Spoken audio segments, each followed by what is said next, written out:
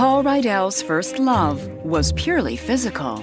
Football was my first passion. I think I was always blessed athletically and put so much into it because that's where I got to bring my feelings out. But Paul's brawny exterior was hiding an unhappy past. I never knew my dad, and my dad left when I was young. And my mother, I felt like she resented me or didn't like me. It defined me in a sense. I was constantly looking for approval from her. In the fall of 1998, Paul was 29 years old and living alone in Amityville, New York. He was determined to put his troubles behind him, with a little help from his best friend and workout partner, Alex Algieri. He was kind of the opposite of me. He was very mellow, very laid back, and we just really blended well together. Alex and Paul were not only the closest of friends, but they actually had a similar physical appearance. They both had dark hair. They both drove the same car. We were with each other every minute of every day for years. The two friends were also successful entrepreneurs, having just opened one of the country's first 24-hour fitness centers. At that time, the concept really wasn't there, so we were very successful, and that's when the fitness craze was really starting to take off. That winter, Paul was riding high on his success. And while he wasn't looking for love, he certainly had his fair share of admirers. One in particular was 26-year-old Leanne Armanini, a single mother who worked at a local bar. She had a son, maybe about 11, 12, and I think that's one of the things that kind of gravitated me towards her, the nurturing part. After a few casual dinners, Paul and Leanne began to date. A year later, when Leanne realized she was pregnant, Paul decided it was a good time to take the relationship to the next level. When the couple tied the knot that July, it was a true shotgun wedding. It was a really nice wedding. I had two best men, and Alex was one of them. 7 months later, the couple's son Nicholas was born. Nicholas's birth changed Paul's entire view of life. For the first time, I think, Paul truly experienced what real love is like. I started learning how great it feels to give more than it is to get. He's just the most amazing human being. But before Nicholas turned 1 year old, tragedy struck, and Paul's entire life changed forever. It all started the evening of January 17th, 2001, while Paul was taking a few hard-earned hours away from the gym. A friend of mine wanted to go out to dinner, so I asked Al to cover for me. Started having drinks, started saying no. I never ended up going back to work. At about 10 that evening, Paul's cell phone began to ring. So I picked it up. It was Leanne, frantic, telling me about Alex. Alex got shot. The news hit like a ton of bricks. Alex Algieri, Paul's friend and business partner, had been gunned down in the parking lot of their gym. I couldn't believe it. And Al didn't argue or fight with anybody. You know, he was a very easygoing guy. It didn't make no sense it would be Al. Paul was devastated and confused, but his wife Leanne was terrified. This execution-style murder has all the markings of a mafia hit. A small-caliber weapon at night, shots to the head. While Alex had no enemies to speak of, Paul's reputation as a tough guy was well known. Leanne was certain the bullets were not meant for Alex, but for her husband. Leanne comes to Paul and says, "Not only are you in danger, but I'm in danger as your wife, and more importantly, the baby's in danger." Was this tragedy a case of mistaken identity? The very first thing that Paul did was come here and have me draft a will, leaving everything that he owned to Leanne.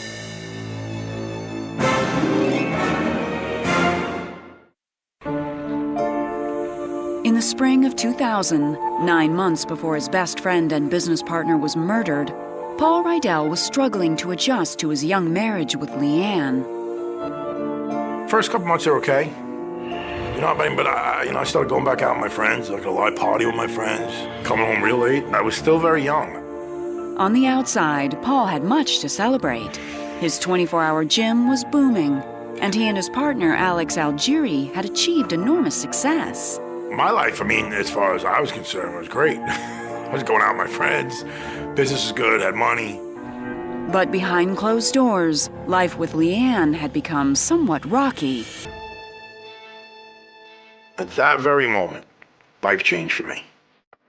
I realized, wow, this is real. I'm gonna lose my son. I went to see a lawyer. I didn't know what else to do.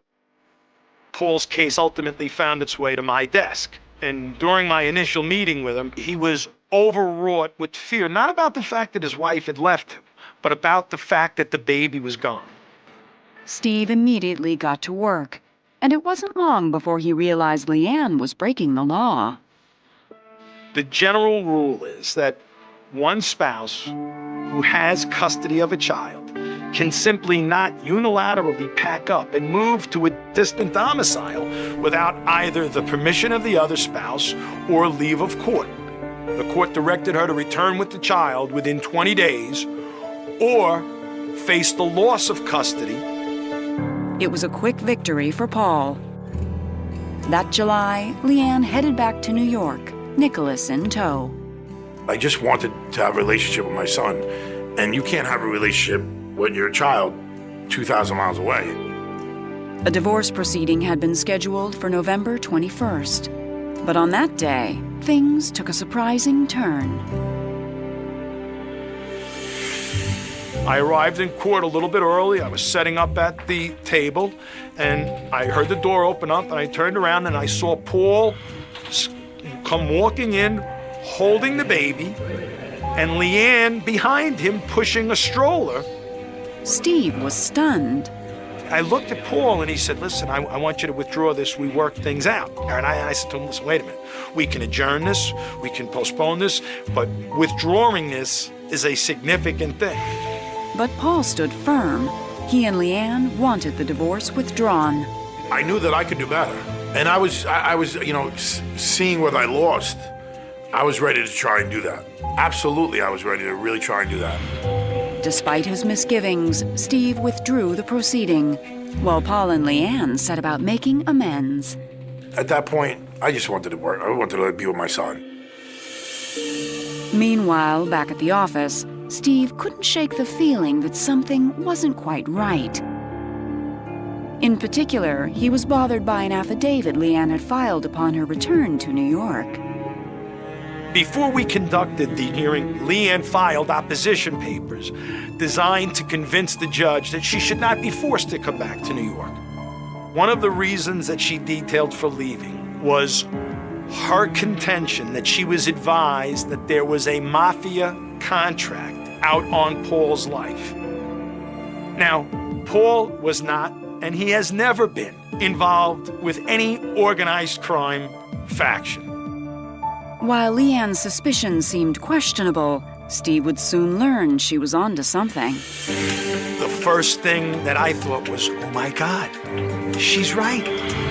But he could never have guessed how it would all play out. Disaster was just on the horizon. Everything happened so fast, and the wrong man was killed.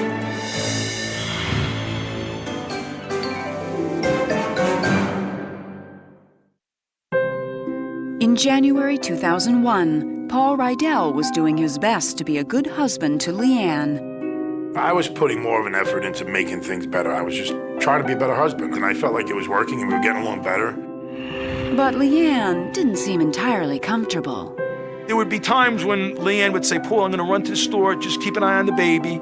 And one of Paul's friends would drop by and say, listen, your wife is on the payphone at the corner. What's going on? I confronted her about it. And she says, it's my mother. I really got to ease into this slowly with my mother. She's giving me a hard time. The explanation made sense. Paul knew Leanne's mother wasn't very fond of him. But he had very little time to dwell on that problem. Just 2 weeks later, he was blindsided by one of the worst tragedies of his life. The evening of January 17th, 2001, Paul was at dinner with a friend when Leanne called him with terrible news. Alex Algieri had been shot execution-style in the parking lot of their gym. Alex Algieri went outside to his SUV to get some CDs. Unbeknownst to him, there were two men waiting in a car. Shots rang out in very quick succession, and Alex stumbled back into the gym, muttered, "I've been shot," to a witness, and died a few minutes later. The killers fled the scene, leaving no evidence behind. Paul was devastated. It didn't make no sense. What type of man sneaks behind somebody like that with a gun? The following days were tough, but there was one person who stood by Paul's side, his wife, Leanne. She was the one person that I felt that I could talk to, and she was the person I was leaning on. She went to the funeral with me. She never cried. I was always wondering why she didn't cry. Meanwhile, as the investigation into Alex's murder picked up steam, a frightening theory began to take shape. Paul came to the conclusion, as did I, and as did the police themselves, that this homicide was a mistake, that the intended victim was clearly Paul. For Leanne, the thought was terrifying.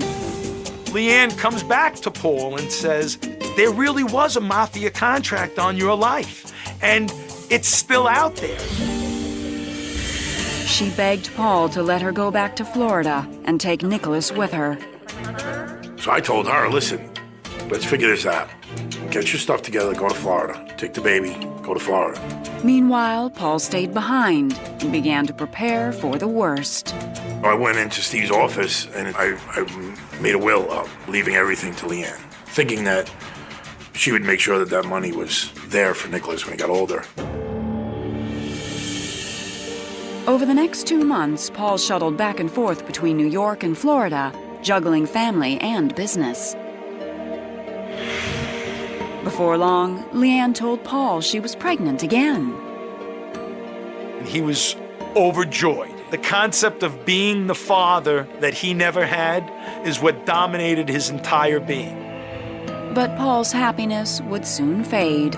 Several weeks later, during one of his trips to Florida, a family friend gave Paul some unsettling news. He goes, I gotta talk to you. He goes, you know, every time you leave, she goes out with this guy, Rocco. I went home and I confronted her. I'm like, who's this guy, Rocco? And she literally dropped. Leanne claimed Rocco was just a friend, but Paul wasn't buying it. I said, you know what? I said, I'm leaving. I left, went home. Shortly after Paul returned to New York, Leanne made an unexpected move. She served Paul with divorce papers. To commence a divorce action in Florida, all you have to show is that you've lived in Florida for 6 consecutive months. Well, 2 weeks after she met this 6-month residency requirement, Leanne filed an action for divorce against Paul in Florida. And now, Nicholas has lived in Florida for 6 months with our consent, and now we can't get him back. On December 24th, 2001, when Leanne gave birth to another baby boy, she refused to let Paul see him. I was calling around hospitals and trying to find out where the baby was, and nobody would tell me anything. It seemed Paul was on the verge of losing everything once again. To make matters worse, Alex's murder remained unsolved. I was emotionally spent. I went to kind of a depression, and that was bad. That was really bad. But things were about to take a surprising turn. And I get a call from Paul, who's absolutely frantic. And he says, I caught the murderer, she's involved. And when the whole twisted story came out, it shocked everyone. I'm like, how did I not put this together? It was like being hit in the face with a 100-pound dumbbell. If you have a story of marriage gone wrong and would like to appear on this series, go to investigation.discovery.com. By spring 2002, Paul Rydell knew his marriage to Leanne was over. But his son Nicholas weighed heavily on his mind. I wasn't upset about me and her. At this time, I was just upset about Nicholas. I didn't know how I was going to see Nicholas. In addition, the murder of Paul's best friend, Alex Algieri, was no closer to being solved. I think that the most overcoming emotion has always been dealing with that Alex died. But everything was about to change. In November 2001, more than a year after Alex was shot, police got a surprising and unexpected break when they arrested a suspect for grand larceny. Part of the NYPD's normal regimen with every arrest is they debrief the suspect as to their knowledge of other crimes. The suspect claimed to have knowledge of Alex's murder. The information he gave detectives led them to a Florida bodybuilder named Ralph Salerno, also known as Rocco. It was the very same Rocco Leanne had claimed was just a friend. Police immediately took Rocco in for questioning, and it wasn't long before he spilled the whole twisted truth. Salerno made a very incriminating statement to the police. He basically made a statement where he confessed to the crime and implicated Leanne in the conspiracy and described driving from Florida to New York with an accomplice with the sole purpose of shooting Paul Rydell to death. Investigators discovered that Rocco and Leanne had been having an affair in Florida. But that was just the beginning. It seemed Leanne wanted to use Rocco for much more than just dating. I think very early on, once she was directed by the judge to come back to New York so that Paul could exercise his visitation rights with Nicholas, she realized the only way I'm going to be able to leave New York is either with Paul's consent, which there's no way he's going to give to me, or if Paul is killed. And with Rocco's help, that's allegedly what Leanne set out to do. She gave Rocco a photo of Paul, but that fateful night, Rocco and his crony mistook Alex for Paul and shot him dead. Leanne reportedly called Salerno a bleeping idiot and told him he killed the wrong guy. To top it all off, Leanne's newborn son, the baby Paul thought was his, was actually Rocco's. I found out by the news being on my front lawn. They were like, what do you think about your ex-wife being pregnant by the guy who just got arrested for killing your best friend? I was like, what? That's how I found out. I had no idea. I thought it was my kid. It was like being hit in the face with 100-pound dumbbell. I mean, it was like, oh my God, could she really be this devious?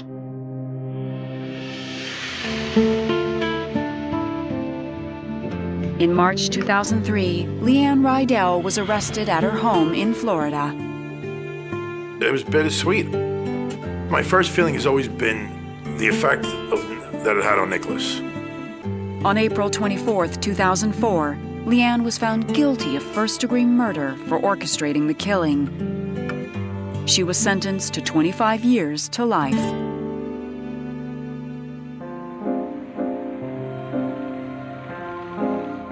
Today, Paul is the father he always set out to be.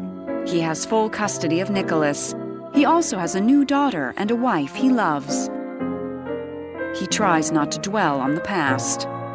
You can go forward or you can go backwards, and backwards is nowhere where I want to be. Backwards is a dark place. I want to move forward. I want to move forward. I want to think about all the wonderful things that I got with my wife, all the wonderful things I got with my children. I don't go backwards. But one part of Paul's past he'll never forget, his best friend Alex. I miss him dearly. He'll always be my best friend. But God, how our friendship would have been greater now. Because Small-town boy Corey Wynn had always longed for a big adventure. I really hadn't even left Texas very much when I was a kid or even a teenager. I think we went to Oklahoma once, but it's just the next state over. So after his high school graduation, Corey joined the Marines and bought a one-way ticket out of town. By 2004, the 21-year-old was posted at 29 Palms, California. a small military base in the middle of the Mojave Desert. He was working in the armory and quickly moving up the ranks.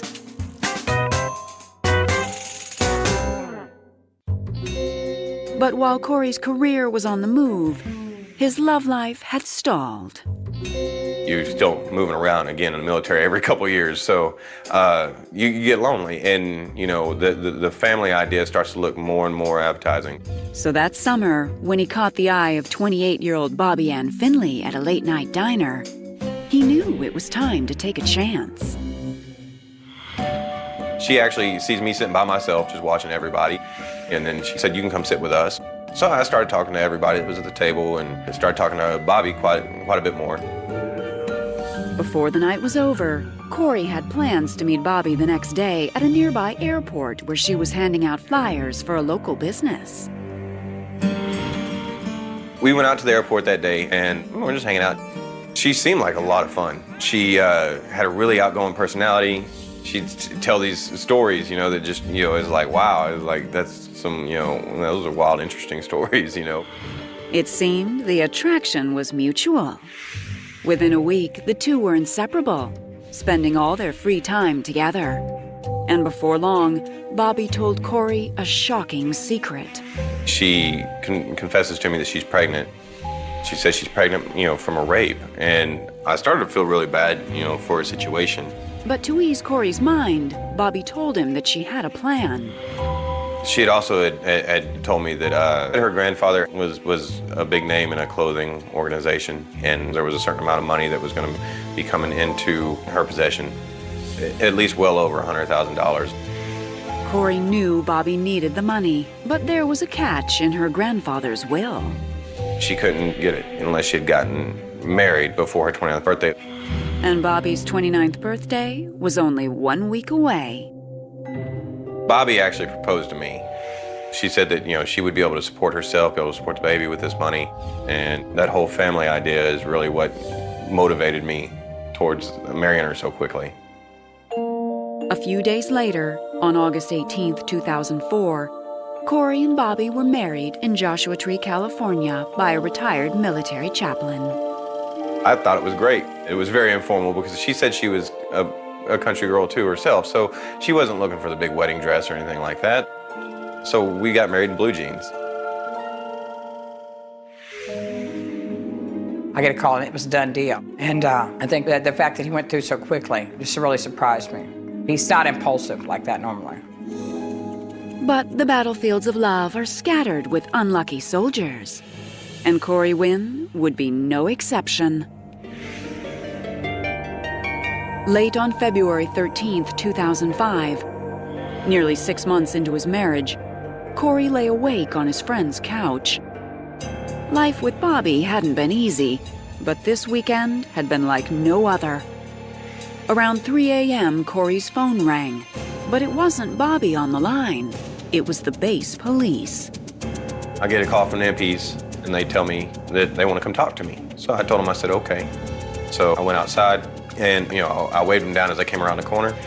But the police weren't looking to just talk. Before he knew it, Corey was handcuffed and on his way to jail. And he had no idea why. There was nothing I could do. I was confused and I was going to jail.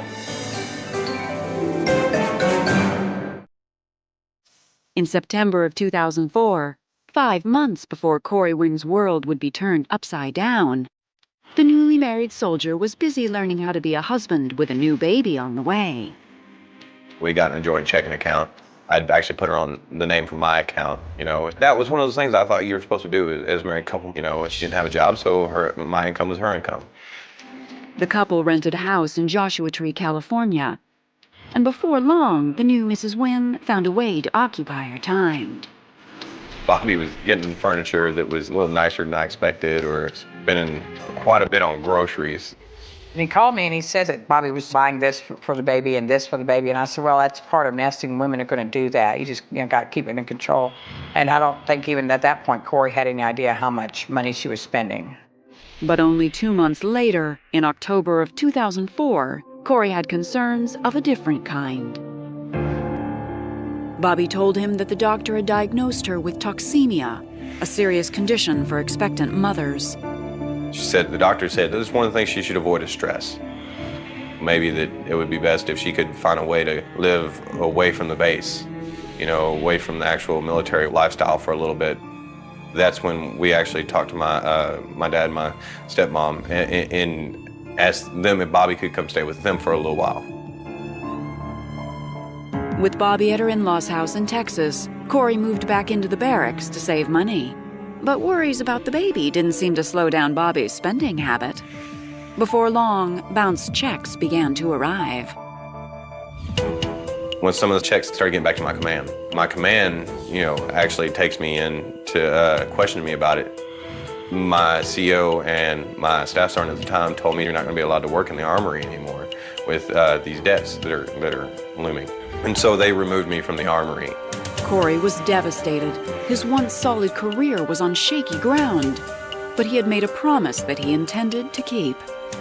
I made a commitment to her and to having a family, and I know I'm so far involved in this relationship that I'm gonna have to stick through it at any cost. When Corey asked Bobby about using the inheritance to pay off her debts, she told him there was a problem with the will and the money would be delayed. But in early December, Corey's credit issues suddenly took a back seat when he received a surprising call. The doctor in Texas was actually going to induce her labor. They wanted to get me emergency leave from the military, so I flew back to Texas, and she has the baby through C-section. We were all went to the hospital, and the baby was premature, and we didn't know if the baby was going to make it. And so we all sat there and waited and waited. They said he was going to have to be there for about another month. He had breathing tubes and jaundice. He was so small, you'd sit him on your chest, and even though his arms were only about as wide as my chest could be, it felt like he was, you know, hugging you anyway. The proud parents named him Corey Jr. 7 days later, it was time for Corey to fly back to California, but he didn't want to leave while the baby was still in the hospital. Priority-wise, it was always God, family, and Marine Corps. They wouldn't extend my emergency leave just because I'm in the hospital, and so I decided I'm going to stay anyway. We tried to talk to him, you can't go AWOL, you don't understand what AWOL is, but he wasn't going to leave that baby, and I was worried about what they would do to him. Despite his mother's warning, Corey told the Marines that he wasn't coming back. His career was now on the line, and before long, his marriage would be too. There's a warning given to most servicemen as they join that there are women like this out there. I don't think there was a single thing that she ever told me that actually meant anything to her.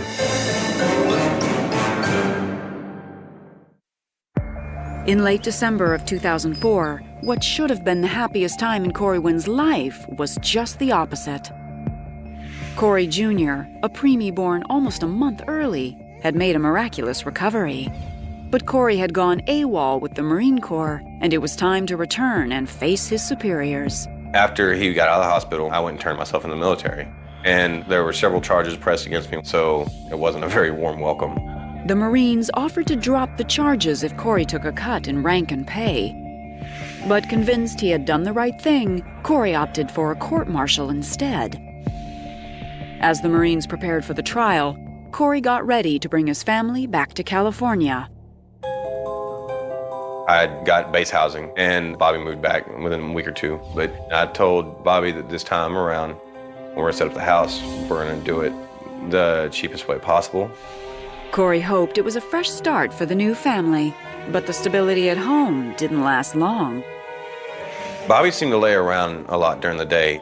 The house wouldn't stay clean. When I'd get home, I'd take care of the baby, and I'd clean the house. On the night of February 11th, the situation reached a breaking point. I found out that there's more bounce checks that Bobby's written, and I wasn't going to let her just talk me down this time. We need to fix this. So we get into another argument. She tells me that she wants me out of the house, and she calls my staff sergeant, and he tells me just go stay at a friend's house for the weekend. We'll figure out some kind of arrangement come Monday. So Corey got a ride to a friend's house. But later that night, around 2 a.m., he received an urgent call. Some of my friends seen my car was out at a bar, and they were asking me, why is your car the only one in the parking lot? And I said, I don't know. And my immediate concern was, where's Corey? So I get a ride out to go pick the car up, and I come back to the house. Corey's fears were confirmed when he pulled up and saw a strange white van in his driveway. I go up to the door, and both locks are locked, the deadbolt and the handle. So by the time I got both locks undone to walk into the house, Bobby's jumping up off the couch with another guy. I didn't make it past the doorway because she's running towards me, and I just said, you know, the heck with it, and I left. Corey was reeling, so he went back to his friend's house to cool off. But a day later, around 5 a.m., his phone rang again, and this time it was the base police. I get a call from the MPs, and they tell me that they want to come talk to me. So I went outside, and I waved them down as I came around the corner. But their response wasn't exactly what Corey expected. They tell me, get on your face. So I got down on the ground. The MP come put a knee in the back of my neck and threw handcuffs on me. They took me to the MP station, and I said, I don't know what has really gone on. At the station, officers threw Corey into a cell and finally explained why he had been arrested. Bobby had accused me of hitting her. She had told the police, apparently, that I had hit her, but I had never, ever laid my hands on a woman. It just wouldn't happen. I was released to my staff sergeant that day, but I had to stay with him until the next morning, until my command could sort out the charges. So I called my mother, and I told her what had happened. And that's when I started going, that's extremely strange. My father was a police officer, my ex-husband was a police officer, so yeah, I made some phone calls. I signed on to a crime search online, and I found out that there was more than one name attached to her. She had came across several warrants with different last names, different social security numbers. It was all real suspicious. So I took it to the MP station that next Tuesday. Base police ran a background check and soon discovered that Bobby was wanted for check fraud. They also realized that her domestic violence claim against Corey was fake too. She had apparently slapped herself because the thumbprint turned out on the wrong side. Bobby's lies had backfired. Police immediately arrested her for the check fraud charges. But Corey's biggest concern was for the baby. Since he wasn't legally the father, little Corey Jr. was placed in foster care. I said, I'll hand him over this on-base foster care program for the time being. You can sort out what you want to do, but I really want to get custody of him. Everything had happened so quickly. Corey realized he had no idea who Bobby Ann Finley was. At this point, I know there's no way back. But halfway across the country, someone else was also digging into Bobby's past. And Corey would soon find out that his ordeal was just the tip of the iceberg. I was just out there to help my son, but these guys just happened to be part of the puzzle. Bobby's story is unlike anything I've ever seen. I mean, nothing that she ever said was true. If you have a story of marriage gone wrong and would like to appear on this series, go to investigation.discovery.com. In February of 2005, Corey Wynn was on the brink of losing it all. His wife was behind bars, his marriage was over, and he was about to lose custody of the baby he had vowed to love and raise. They put Corey into this on-base foster care program so that they could decide what the next step was. And I went to court to try to get custody.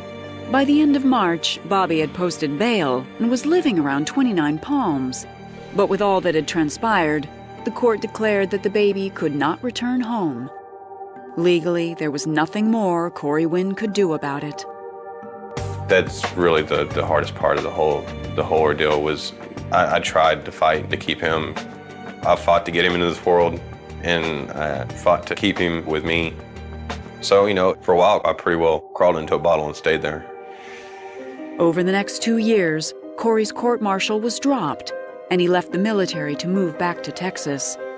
He hadn't spoken to Bobby since her arrest, even though they were still legally married, and he had no idea where she was. But in April of 2008, Corey picked up the phone to receive unbelievable news about his estranged wife. I called Corey and told him that my son had been scammed by Bobby in 2004, and I understand that he married her soon after while she was carrying the child she's now alleging is my son's. And he said, well, she said that she had been raped. And I said, raped? I mean, I was shocked. I just didn't know what to think. Katie told Corey that she believed the baby's father was her son Rodney. But due to legal red tape, trying to prove it seemed impossible. My son went to court, and basically he was told the county had released the child for adoption, and his only option was file suit against the county. He tried contacting numerous attorneys. Nobody would even give him a call back. So it pretty much stopped right there. Then the media got involved, finally. I got a phone call from Katie about this story, and we felt sort of an urgency to get the story on, and we discovered after Bobby left Rodney, she moved to California, and from what I understand, it wasn't much time after she was in California that she met Corey, and it was literally the same story all over again. And it seemed that Corey and Rodney Wegg were far from the only victims to fall for Bobby's lies. I didn't understand why somebody would come to town and do this. And so I started to investigate her. And from what I found out in my investigation at that point was that Corey was around her 12th husband. I mean, I was completely shocked. I was like, I don't know how I missed that. And she started telling me some of the similarities between mine and these previous guys. And through Katie's research, it appeared that Bobby had a favorite target: military men. I think she targets the military guys because she knows that they have a steady income and they went out to sea and they would be gone for months at a time. So basically, she could run up their bank accounts and spend money without them knowing about it. She draws them in. She has that personality that catches their attention, and then it just switches. And they're left in ruins trying to figure out what happened and how did they miss all this was going on. I think Bobby knew that military men were easy targets. We were lonely. A lot of us were young. We were kind of naive because most of us hadn't been away from home. And according to court records, some of those situations led to marriage and eventually children. Talking to these guys, she was all over them. She wanted to marry them within days or weeks after they met her. And, lots of times it was because she was pregnant. Bobby has multiple children. Just how many children Bobby has, we're not certain. But we were able to find birth records, and I believe there's at least 8 children that range in ages from like 15, 16 years old to 5 or 6. But it wouldn't be long before justice caught up with Bobby once again. In July of 2010, she finally resurfaced. Her luck ran out in Louisiana, and she got caught trying to leave the bar without paying her tab. She was arrested and held because it was a misdemeanor charge. The next day, the restaurant started getting phone calls from media all over the country about her. They realized who she was. Alabama got a wind of it, and Alabama actually went and extradited her back to face charges because they have found that they did have warrants on her for multiple charges. On July 18, 2010, Bobby Ann Finley was charged in a Montgomery, Alabama courtroom with a felony theft of the first degree. She was sentenced to 3 years in prison. When I found out she was actually arrested in jail, I knew that that's where she belongs. For Corey Wynn, moving on hasn't been easy, but his outlook is optimistic. Things may not have ended the way that I had hoped, but I never at any point, though, ever have any regrets about anything. My intentions were always good. Today, as a therapy technician at the Texas State Mental Hospital, Corey spends a lot of time focusing on his career. But he hasn't lost hope of one day having another family. I do want that family still. As far as getting married again, that's a scary proposition. On a bitter January night in Minnesota, the snow fell so heavily that it swallowed sound, and in that white silence, a young woman vanished, leaving behind a warm cup of coffee on the kitchen table and a front door swinging gently in the wind, a detail so small yet so chilling that it would echo through the town for decades as neighbors whispered two words that would come to define their dread: cold case. The year was 2000, a new millennium bright with promise, but in this quiet suburb the optimism curdled into fear before the first spring thaw. She was 23, a nursing assistant with a shy smile and a routine so predictable it felt rehearsed. She worked the late shift, drove home along the same county road, waved to the same porch lights, and called her mother every Sunday night. When she failed to show up for work and her car was found parked neatly in her driveway, engine cold, purse still inside, the community felt the first tremor of disbelief. There were no signs of forced entry, no shattered glass, no overturned furniture, just the eerie stillness of a life paused mid-sentence. Investigators arrived under flashing red and blue lights that painted the snow in violent color, combing the yard for footprints, scanning the tree line, canvassing neighbors who insisted they had heard nothing unusual. Headlines the next morning were blunt and urgent.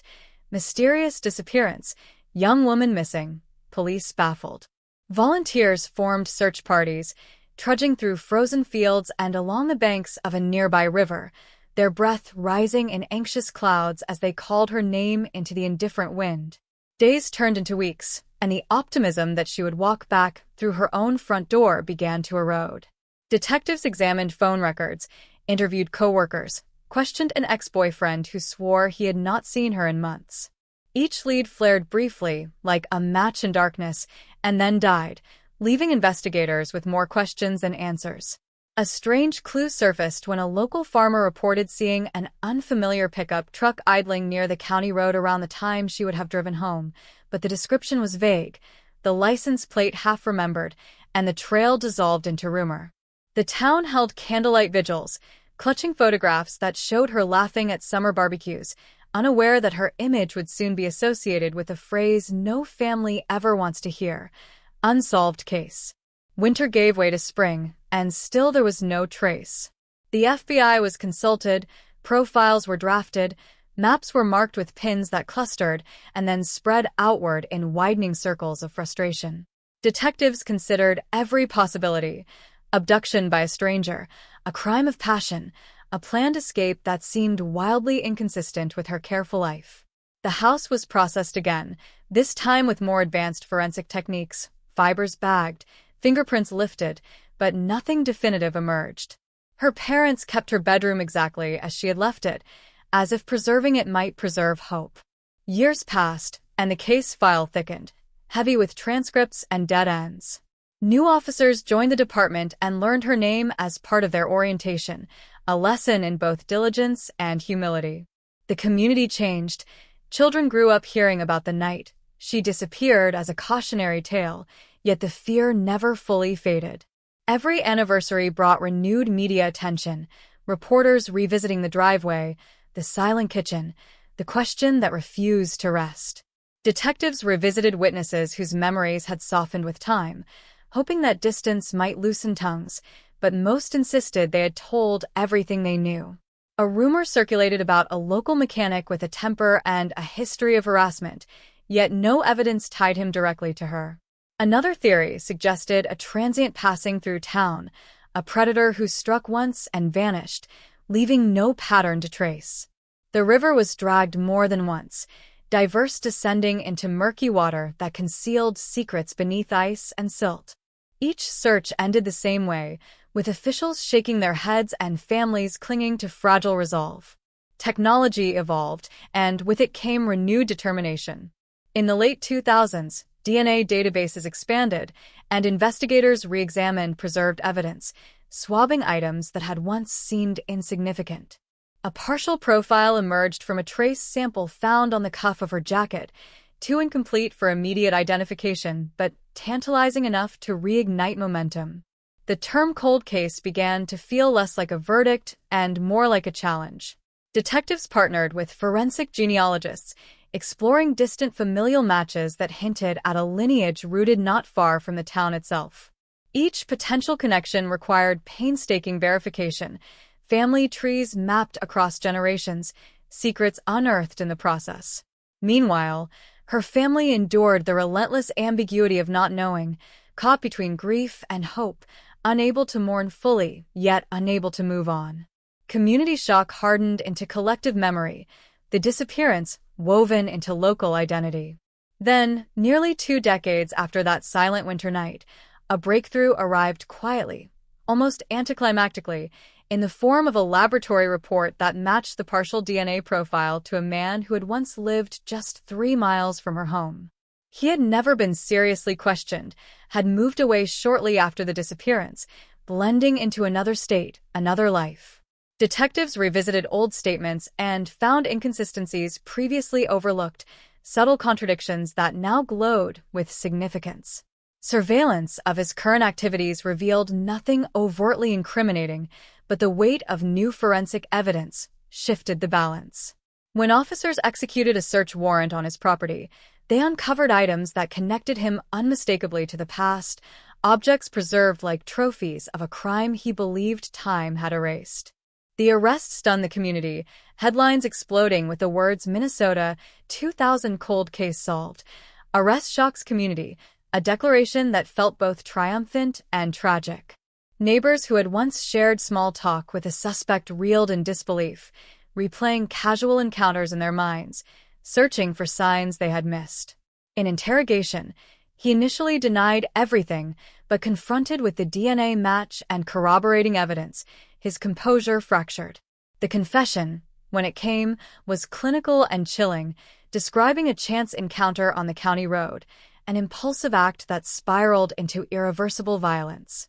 He had followed her home, exploiting the isolation of that snowy night, confident that the storm would erase his tracks. For years he had lived with the secret, watching as search parties combed fields, as her family pleaded for answers on television, convinced he would never face consequences. The revelation sent shockwaves through the town, reopening old wounds even as it offered long-awaited clarity. Her parents attended the arraignment, hands clasped, their faces etched with the passage of time, listening as prosecutors outlined a narrative that finally filled the gaps in their daughter's final hours. The house where she vanished stood unchanged, a silent witness to both horror and endurance. The phrase cold case no longer signified mystery but persistence, a testament to investigators who refused to let the file gather dust. Yet resolution did not erase the years stolen, the birthdays missed, the empty chair at family gatherings. The community gathered once more, this time not in vigil but in reflection, acknowledging the darkness that had shadowed them and the resilience that carried them through. The snow still falls in Minnesota winters, soft and deceptive, but now it carries a different memory, one of justice delayed yet delivered, of a town that learned how fragile safety can be, and of a young woman whose absence reshaped lives until the truth, buried for nearly 20 years, finally rose to the surface, ending the silence that began on a night when the world seemed muffled and nothing appeared disturbed, even as everything had already changed. The arrest should have brought immediate relief, a clean break between past and present, but instead it peeled back another layer of darkness that the community had never fully confronted, because solving a cold case does not rewind time, it forces everyone to re-examine it. In the days following the headline that stunned Minnesota, investigators worked around the clock to reconstruct the missing hours with ruthless precision, mapping the suspect's movements on that snow-choked night in 2000, cross-referencing old weather reports, traffic patterns, and archived dispatch logs that had been boxed away in a storage room for years. The suspect, now older, heavier, his hair threaded with gray, had once been just another face in town, a mechanic who fixed engines and exchanged polite nods at the grocery store, a man who blended into the ordinary rhythm of Midwestern life. That ordinariness became the most unsettling detail of all, because it meant the monster had never worn a mask. He had simply worn normalcy. Prosecutors revealed that he had noticed her weeks before the crime, watching her routine from a distance, memorizing the timing of her shifts, the stretch of county road where streetlights thinned and darkness pooled like ink. It was not a crime of passion, not a sudden argument spiraling out of control, but a calculated opportunity seized under cover of a blizzard. He had followed her vehicle at a careful distance, headlights dimmed, waiting until she pulled into her driveway. What happened next would haunt even seasoned detectives, because the simplicity of the act contrasted with the magnitude of its impact. He approached her as she stepped out of her car, offered a fabricated excuse about car trouble, exploited her instinct to help, and in that split second of misplaced trust, he overpowered her. The storm muffled any sound, the wind erasing footprints as quickly as they formed. For years, investigators had theorized about forced entry, about a struggle inside the house, never realizing that the abduction had occurred in the open air, hidden in plain sight by weather and darkness. After his arrest, search teams returned to a remote patch of woodland several miles outside town, guided by fragments of his confession and satellite imagery that revealed subtle disturbances in terrain long reclaimed by nature. Beneath layers of soil and roots, they discovered remains that confirmed what the family had feared yet needed to hear. The recovery was handled with solemn care, forensic anthropologists working methodically, documenting every detail to ensure that even after 2 decades, the evidence would stand unchallenged in court. News of the discovery rippled through the community like a delayed aftershock, reopening grief that had never truly settled. Vigils were held again, but this time the candles flickered in acknowledgement of a life found rather than a life lost to uncertainty. In court filings, prosecutors outlined how advancements in forensic genealogy had narrowed the suspect pool to a single family line, how a distant cousin's voluntary DNA submission to a public database had unknowingly set justice in motion. It was a reminder that technology evolves, that secrets once thought permanent can unravel under the weight of progress. Defense attorneys argued about contamination, about the reliability of aged samples, about memory decay after 20 years, but the prosecution countered with meticulous documentation showing the chain of custody preserved with near-obsessive diligence.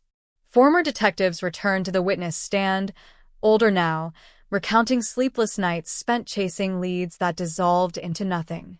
Some admitted to moments of doubt when they feared the case would remain unsolved forever, a permanent scar on their careers. Yet they had never closed the file, never allowed it to be archived as forgotten. The suspect's neighbors in his new town expressed disbelief to reporters, describing him as quiet, reserved, perhaps a little aloof, but never violent. That pattern echoed the shock from Minnesota, reinforcing a chilling truth that predators rarely advertise themselves. As pretrial hearings unfolded, more details surfaced about his life after the crime, the steady employment, the casual relationships, the mundane routines that masked a buried atrocity. He had followed coverage of the case over the years, occasionally discussing it with co-workers as if he were just another concerned citizen, inserting himself into conversations about the mysterious disappearance with rehearsed detachment. The psychological audacity of that behavior unsettled even hardened investigators. Meanwhile, her family prepared victim impact statements, drafting words that attempted to compress 20 years of anguish into coherent testimony. They spoke of birthdays celebrated with an empty space at the table, of holidays shadowed by absence, of the constant oscillation between hope and despair that defines unresolved loss. Community members who had once organized search parties now grappled with the knowledge that the perpetrator had likely watched their efforts from a distance, secure in the belief that he would never be caught. Schools in the area revisited safety protocols, using the case as a somber lesson about vigilance and the unpredictability of danger. Local media revisited archival footage from 2000, grainy interviews with tearful relatives and determined detectives, juxtaposing them against current images of courtroom proceedings. The contrast between then and now was stark, yet the emotional core remained unchanged. A young woman's life interrupted, a town altered irrevocably. As jury selection approached, legal analysts debated the challenges of trying a decades-old crime, the reliance on forensic science rather than eyewitness accounts, the fading clarity of human memory. Prosecutors remained confident, pointing to the DNA match as the linchpin, corroborated by the suspect's own shifting statements and the physical evidence recovered from his property. When the trial finally began, the courtroom filled with reporters and residents, many of whom had followed the case since its inception. The opening statements painted a narrative of patience and persistence, of a cold case that refused to stay frozen. Witnesses described the initial search, the confusion of those early days, the surreal experience of watching time pass without answers.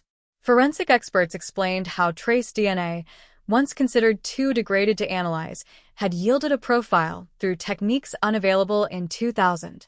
The defense attempted to sow doubt, suggesting alternate explanations, but each argument seemed to falter against the accumulation of detail built over 20 years. Outside the courthouse, cameras captured the quiet determination on her parents' faces, a mixture of exhaustion and resolve. They had waited 2 decades for this moment, navigating the slow grind of justice with a resilience that inspired many in the community. As testimony concluded and closing arguments loomed, the town braced for the final chapter of a story that had defined a generation. Regardless of the verdict, the impact of the crime would endure, woven into local history, a reminder of how quickly normalcy can fracture. The phrase Minnesota 2000 cold case solved had already entered the lexicon, cited in discussions about forensic innovation and investigative perseverance. Yet beyond headlines and legal arguments lay something more intimate, the restoration of a name once overshadowed by mystery. She was no longer just a missing person, no longer a symbol of unresolved fear, but an individual whose story had been fully told, whose final hours, though tragic, were no longer obscured by speculation. The community understood that closure is not the same as healing, that justice delivered after 20 years carries both relief and sorrow. As winter settled once again over Minnesota, snow blanketing the same roads and fields, residents felt a subtle shift in the air. The silence was different now, no longer weighted by unanswered questions, but by remembrance. And in that stillness, the legacy of the case endured not as an open wound, but as proof that even the coldest mysteries can thaw under relentless pursuit, that time may obscure truth but cannot extinguish it, and that a single act of violence, however carefully concealed, will eventually face the light. The verdict arrived on a gray afternoon that felt eerily similar to the day she disappeared, the sky hanging low over the courthouse, as if the weather itself understood the gravity of what was unfolding inside. After hours of deliberation, the jury filed back into the room, their faces unreadable, the weight of 26 years pressing against every step. When the foreperson stood and spoke the word guilty, it did not erupt into cheers or applause. It settled into the air like a long-delayed exhale. Minnesota 2000 cold case solved had already flashed across screens months earlier, but this was different. This was accountability formalized, a declaration that the years of doubt and speculation had crystallized into legal certainty.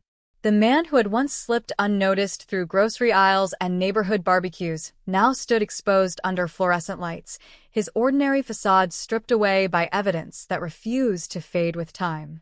Sentencing followed weeks later, prosecutors detailing the calculated nature of the crime, the deliberate stalking, the choice to exploit a snowstorm as camouflage. They described how he had lived freely while her family marked anniversaries with candles and unanswered questions. The defense pleaded for leniency, citing his age, his lack of prior convictions, his decades of apparent stability, but the judge's words were firm and measured, emphasizing that the passage of time does not dilute responsibility. When the sentence was handed down, effectively ensuring he would spend the rest of his life behind bars, a quiet ripple moved through the courtroom. It was not triumph. It was something more subdued, a recognition that justice, though delayed, had finally intersected with truth. Outside, reporters gathered reactions from residents who had carried the weight of the unsolved case for most of their adult lives. Some admitted that they had once lost faith, believing the file would remain permanently archived, a cautionary tale told to new recruits at the police department. Others spoke about the fear that had shadowed their routines in the early 2000s, the way parents insisted on picking up their children from evening activities, the way porch lights stayed on a little longer at night. The crime had reshaped behavior in subtle but lasting ways, embedding vigilance into the fabric of daily life. Now, With a conviction secured, that vigilance did not disappear, but it shifted into reflection. Community shock transformed into collective processing, an attempt to reconcile the man they thought they knew with the predator revealed in court. Former classmates of the victim shared memories that felt newly fragile, recounting her laughter, her plans to pursue further medical training, her habit of sending handwritten birthday cards. Those details, once overshadowed by the mystery of her disappearance, resurfaced with renewed clarity, restoring dimension to a life too often summarized by headlines. Investigators who had inherited the case midway through their careers described the moment the DNA match first appeared on their screens, the disbelief followed by cautious verification, the painstaking confirmation that turned possibility into proof.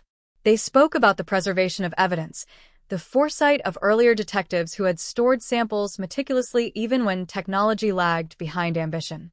Forensic genealogy, once a novel technique discussed at conferences, had become the catalyst that shattered the stalemate. A distant relative's casual participation in a consumer DNA database had unknowingly bridged decades of silence, illustrating how interconnected modern investigations have become. Legal analysts across the state cited the case as a benchmark, a demonstration that cold case units are not symbolic gestures but essential investments in persistence. Funding for similar initiatives increased, driven by the tangible outcome witnessed in this courtroom. Yet beneath the procedural milestones and policy discussions lay a quieter reckoning. Her parents returned home after sentencing to a house filled with photographs, each frame a testament to years that would never be reclaimed. They described a complicated relief, the absence of the gnawing question that had accompanied every phone call and unexpected knock at the door. Not knowing had been its own form of torment, an endless loop of imagined scenarios. Now, certainty replaced speculation, but certainty carried its own ache. Grief, once suspended in ambiguity, could finally settle into something defined. Friends organized a memorial scholarship in her name, channeling sorrow into opportunity for young students pursuing healthcare careers, ensuring that her aspirations would ripple forward despite the interruption of her life. The town itself began to reinterpret its history. What had once been referred to simply as the disappearance became a chapter with a conclusion, albeit a tragic one. Local teachers incorporated discussions about the case into civics classes, emphasizing the evolution of forensic science and the ethical responsibilities tied to new technologies. Churches that had hosted prayer vigils decades earlier held services centered on resilience and remembrance. The wooded area where her remains were found was marked discreetly, not as a spectacle, but as a place of quiet acknowledgement. Residents who drove past that stretch of road felt a shift in perception, the landscape no longer an abstract symbol of mystery, but a site connected to truth. For the detectives who had carried the file across years and promotions, closure manifested as both pride and introspection. They revisited their earliest notes, recalling the limitations they faced in 2000, the grainy surveillance cameras, the narrower databases, the slower communication between jurisdictions. They recognized how easily the case could have slipped into permanent obscurity, another statistic in a national ledger of unresolved crimes. Instead, it became a testament to endurance, a reminder that patience and documentation can outlast even the most calculated attempts to erase wrongdoing.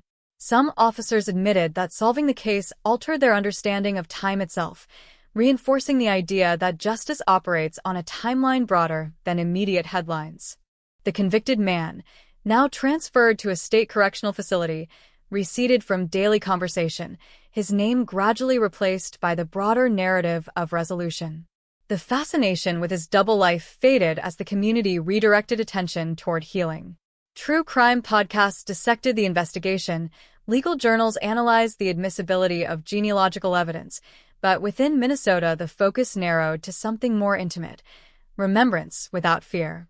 Parents who once warned their children about the mysterious disappearance now spoke about perseverance and the power of evidence. The phrase cold case, once synonymous with despair, took on a different resonance, representing not abandonment but latent potential for answers. As seasons cycled forward, the intensity of media coverage softened, yet the impact endured in subtler forms. Annual remembrance gatherings evolved from vigils of uncertainty into commemorations of strength. The scholarship fund grew steadily, each recipient learning about the woman whose story had inspired their support. Detectives from neighboring counties consulted the team that solved the case, seeking guidance on preserving old evidence and navigating genealogical databases. The ripple effect extended beyond a single conviction, influencing investigative strategies statewide. In the end, the story did not conclude with the clang of a cell door, but with a community recalibrating its sense of safety and trust.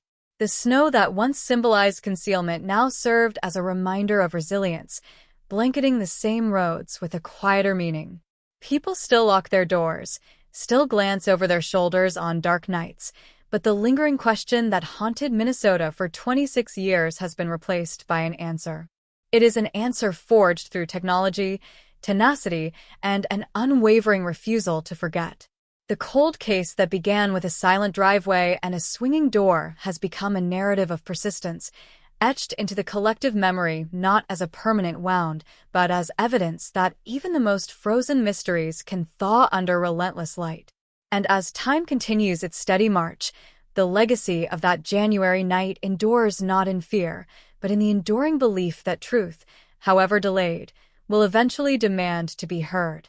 Long after the cameras left and the courtroom lights dimmed, the story refused to fade, because a case that grips a community for more than 2 decades does not simply conclude with a verdict. It lingers in conversations at diners, in late-night reflections, in the quiet spaces where memory collides with reality. Minnesota had carried the weight of that January night for years, and even with the conviction secured, residents found themselves replaying the timeline, re-examining moments that once seemed insignificant. The driveway where her car had been found became an unspoken landmark, a place people drove past with a subtle tightening in their chest. The house changed owners, repainted, renovated, yet its history could not be stripped away by fresh siding or trimmed hedges. It stood as a reminder that ordinary spaces can conceal extraordinary darkness. The phrase cold case had once symbolized paralysis, an investigation frozen in time, but now it carried a different undertone, a testament to endurance that reshaped how the town understood justice. In the months that followed sentencing, investigators released additional details that had been withheld during trial, clarifying how close the case had come to permanent obscurity. There had been a moment in the early 2000s when budget cuts threatened to dissolve the dedicated task force, when boxes of files risked being transferred to long-term storage with minimal oversight. It was the insistence of a handful of detectives refusing to let the file be archived without periodic review that kept the embers alive. They described how the evidence had been cataloged with painstaking precision, every swab, every fiber preserved against the possibility that future technology might succeed where earlier methods failed. That foresight became one of the quiet heroes of the narrative, a lesson repeated in law enforcement briefings across the state. Never underestimate the value of patience. The community, too, underwent a subtle transformation.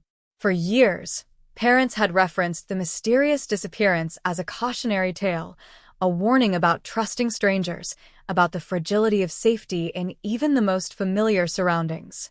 After the conviction, those conversations shifted.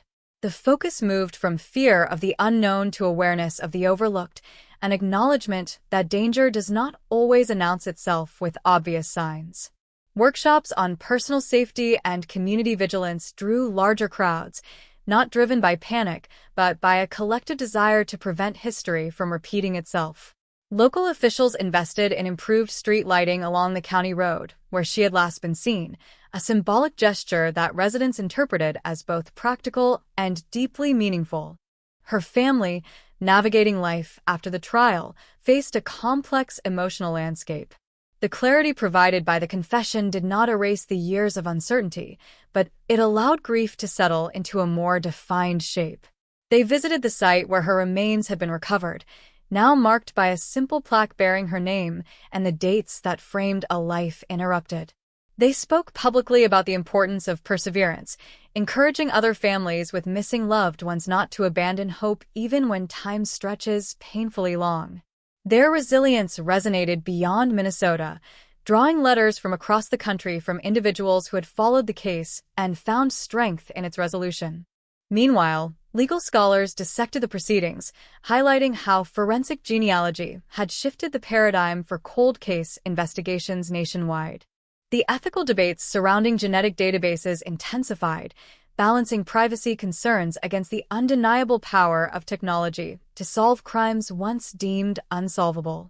Minnesota's case became a reference point in academic discussions, cited as evidence that careful regulation and transparency could coexist with investigative innovation. Detectives who had worked the case were invited to conferences, where they recounted the meticulous steps that transformed a partial DNA profile into a definitive match. They emphasized the importance of corroboration, of building a case that rested not solely on genetic data, but on a network of supporting evidence. In quieter moments, residents reflected on how the case had shaped their identity. Newcomers to the town learned about the events of 2000 not through sensational headlines, but through stories shared at community gatherings, narratives that balanced tragedy with resilience. The scholarship fund established in her name continued to grow, awarding grants to aspiring nurses who carried forward the career she had once envisioned. Each award ceremony became a celebration not only of academic achievement, but of remembrance, a reaffirmation that her life extended beyond the confines of a courtroom transcript. The convicted man, confined to a cell far from the county road he once drove, faded from public focus. Appeals were filed, as expected, challenging procedural aspects of the trial, but each motion was met with thorough review and reaffirmation of the verdict. The legal process, though slower than headlines, reinforced the legitimacy of the outcome. For the community, the appeals felt like distant echoes rather than immediate threats, a contrast to the urgency that had defined earlier years. The dominant emotion was no longer suspense but reflection. Season after season passed, and with each winter snowfall, the symbolism evolved. Snow had once represented concealment, the natural accomplice that erased footprints and muffled cries. Now it signified continuity, the steady rhythm of time that had carried the case from mystery to resolution. Children who had not yet been born when she disappeared grew up hearing about the persistence that solved the crime, internalizing a narrative about accountability that transcended fear. The local police department established a small cold case unit, inspired directly by the success of the investigation, ensuring that other unresolved files would receive renewed scrutiny. There were still moments of quiet sorrow. Birthdays arrived each year with a reminder of absence, milestones imagined but never realized. Yet intertwined with that sorrow was a sense of restored balance. The unanswered question that once dominated every conversation had been replaced by a documented truth, however painful. The town no longer defined itself by uncertainty, but by determination. In community meetings and newspaper retrospectives, the case was framed not as a dark chapter alone, but as a demonstration of what sustained effort can achieve. Ultimately, the story that began with a silent driveway and a vanished young woman concluded not with spectacle, but with steadiness. It underscored a reality that experts and residents alike came to understand deeply. Justice may move slowly, sometimes agonizingly so, but it is not inherently bound by the limits of a calendar. Evidence preserved in hope can become evidence revealed in time. The Minnesota 2000 cold case, once synonymous with frustration and fear, transformed into a narrative of persistence, a reminder etched into the collective memory that even the most frozen mysteries can yield under relentless scrutiny. And as the town continues forward, carrying both loss and resolution in equal measure, the legacy of that long winter night endures as a quiet testament to truth's endurance, to the belief that no matter how many years pass, the search for answers need not end in silence. Years after the conviction, when the headlines had long since drifted into archives and the satellite trucks no longer lined the courthouse steps, the Minnesota 2000 cold case continued to cast a quiet, complicated shadow over the town that had once been defined by its mystery. Closure, people discovered, was not a single moment delivered by a jury's verdict, but an ongoing process, unfolding in layers as daily life resumed its steady rhythm. The county road where she had last been seen remained the same stretch of asphalt cutting through open land, yet drivers moved along it with a different awareness, as if the air itself carried memory. The snow still fell each winter, soft and relentless, covering fields and rooftops in a deceptive calm, but now residents looked at it not as an accomplice to silence, but as a reminder of endurance, of how even the deepest freeze can eventually give way to revelation. In the years following the trial, the case became part of law enforcement training across the state, a detailed study in patience, preservation, and the evolution of forensic science. Young officers listened as veteran detectives described the early days of the investigation, when leads evaporated and resources thinned, when the term cold case felt like an admission of defeat rather than a promise of persistence. They learned how evidence that once seemed insignificant had been carefully stored, cataloged, and revisited as technology advanced. They studied the role of forensic genealogy, how a partial DNA profile extracted from a decades-old sample had opened a door once thought permanently sealed. The lesson was clear: time changes tools, but determination must remain constant. For the victim's family, the passage of years after sentencing brought a fragile recalibration. The courtroom battle had consumed their energy, and once it concluded, they were left with a quieter task: learning how to live in a world where answers existed but absence remained. They spoke about the strange duality of relief and sorrow, how knowing the truth provided a foundation for grief that had previously floated in uncertainty. They visited her grave more often now that it bore not just her name and dates, but a sense of completed narrative. They organized annual gatherings in her honor, inviting community members to celebrate her life rather than dwell solely on her death. At these events, stories flowed freely, memories of her kindness, her ambition, her understated humor. In reclaiming her identity from the shadow of crime, they reasserted her humanity. The town itself evolved alongside that healing. New businesses opened, families moved in, children grew into adults who knew the case only as history. Yet the story was never hidden. It was told in classrooms, referenced in local newspaper retrospectives, discussed at civic meetings as an example of why perseverance matters. The police department's newly formed cold case unit expanded, reviewing files that had sat dormant for years. Inspired by the breakthrough in 2000's investigation, detectives applied modern techniques to other unresolved cases, some yielding fresh leads, others reinforcing the sobering reality that not every mystery will unravel so neatly. Still, the Minnesota case stood as proof that giving up is not an option. There were moments when the broader world rediscovered the story. True crime documentaries revisited the investigation, interviewing detectives, forensic experts, and family members who reflected on the emotional toll of waiting for justice. Each retelling introduced the case to a new generation, emphasizing both the horror of the crime and the resilience that followed.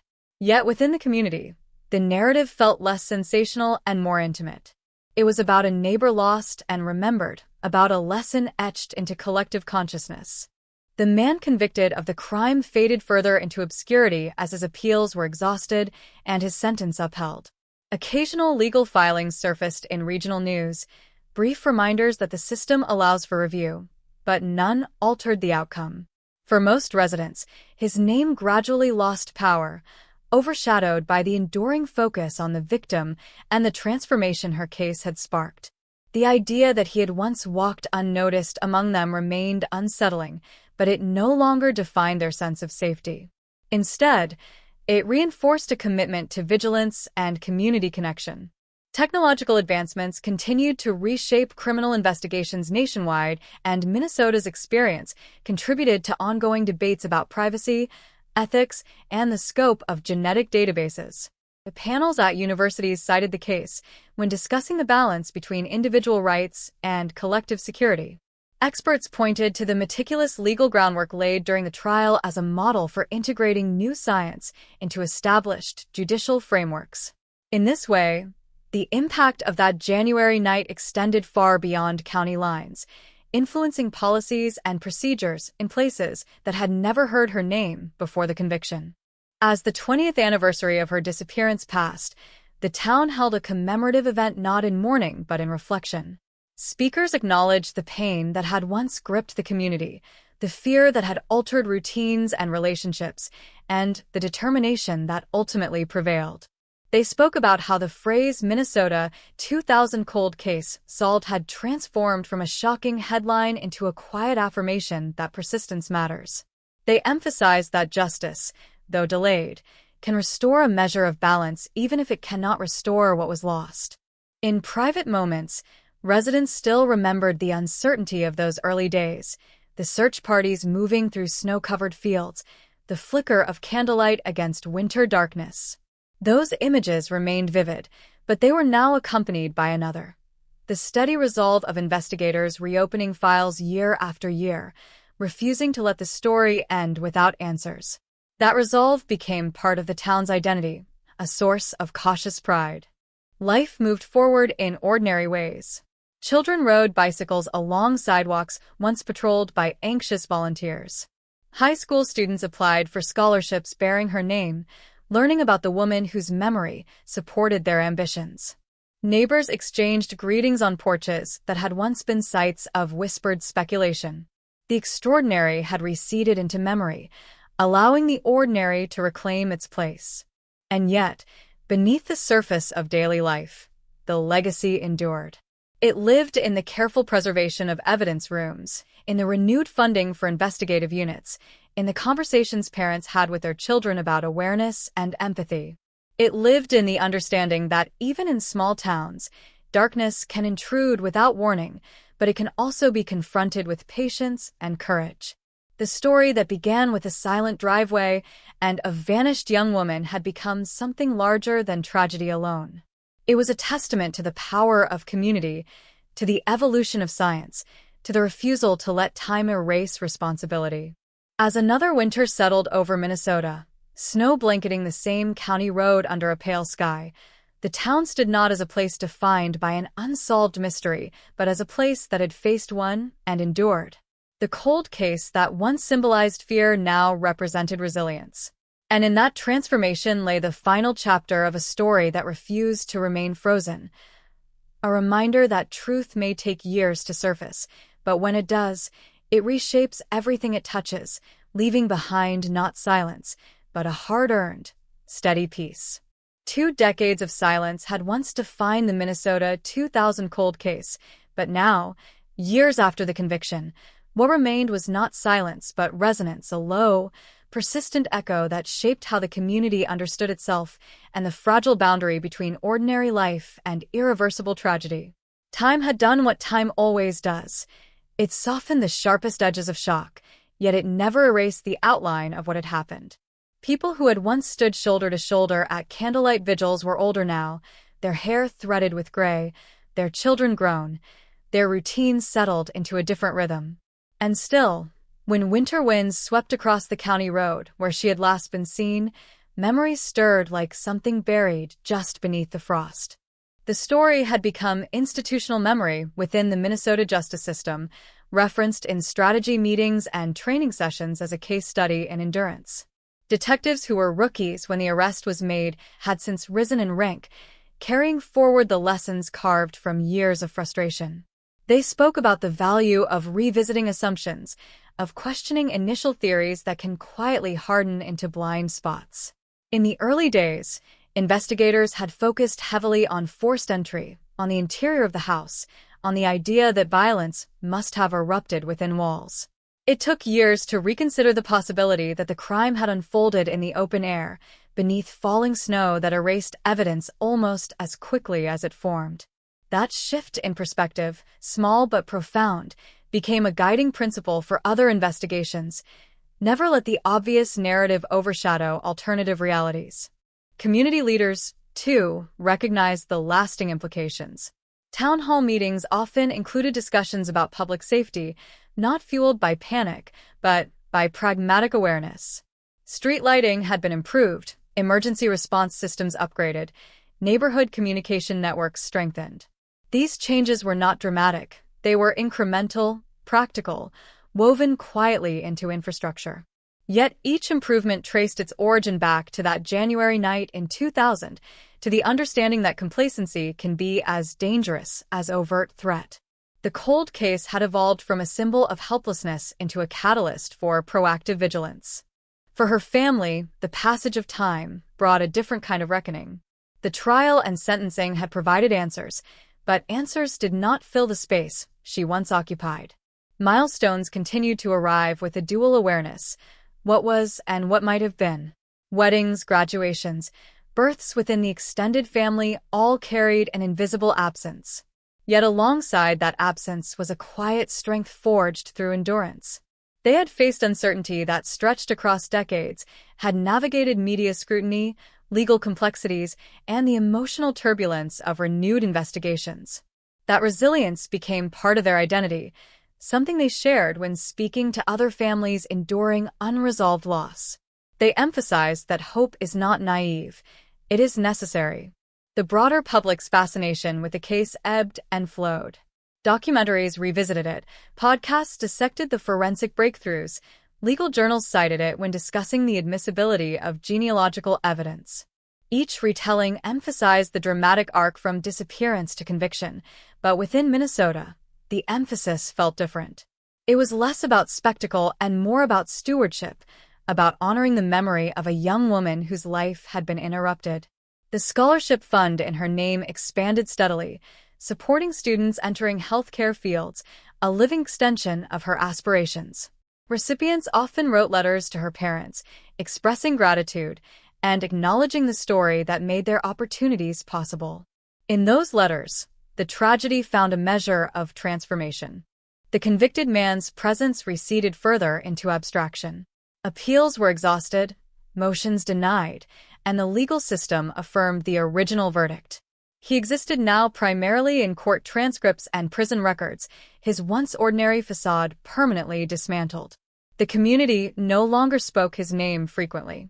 Instead, conversations centered on progress, on prevention, on the lessons learned. There was a collective understanding that dwelling on him granted more power than necessary. The focus shifted decisively toward the victim, toward reclaiming her narrative from the confines of crime.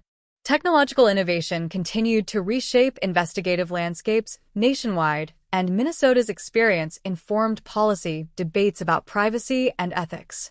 Lawmakers referenced the case when drafting guidelines for genetic database usage, striving to balance civil liberties with the undeniable benefits of forensic advancement. Panels of experts debated the scope of permissible searches, the importance of transparency, the need for judicial oversight. The case served as a tangible example that innovation, when carefully regulated, can pierce even the most stubborn mysteries. It stood as both inspiration and caution, reminding stakeholders that power must be matched with responsibility. As years accumulated, the town's relationship with its past matured.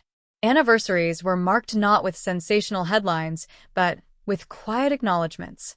Local newspapers published reflective pieces, interviewing detectives who described the moment the DNA match confirmed what had once seemed impossible. They spoke about the weight lifting from their shoulders, about the realization that perseverance had prevailed. Younger residents read these accounts with a sense of inherited memory, understanding that their community had endured something profound before they were old enough to comprehend it. Winter remained the season most closely associated with the case. Each snowfall carried symbolic weight, not as an omen but as a reminder of how nature had once concealed truth. Now, instead of evoking fear, it prompted reflection.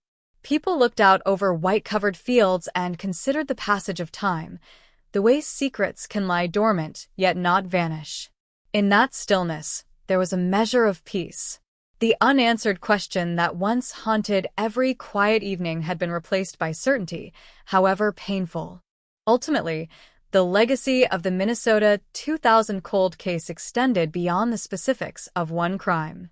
It reshaped investigative protocols, strengthened community bonds, and underscored the principle that justice does not expire. It revealed how fragile ordinary routines can be, how quickly a familiar landscape can transform into a crime scene. But it also demonstrated the endurance of truth, the capacity of institutions and individuals to persist beyond initial failure. The story that began with a silent driveway and a vanishing figure in falling snow evolved into a narrative about time itself, about the slow, deliberate march toward accountability. And so the town moves forward, not untouched, but steadied by experience.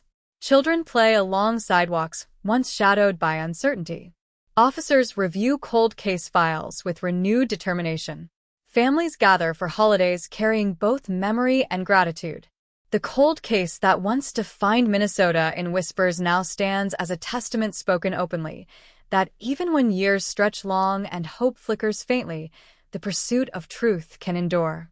In that endurance lies the final echo of a story that refused to remain frozen, a reminder that beneath every layer of snow, beneath every quiet season, the possibility of revelation waits patiently for its moment to rise.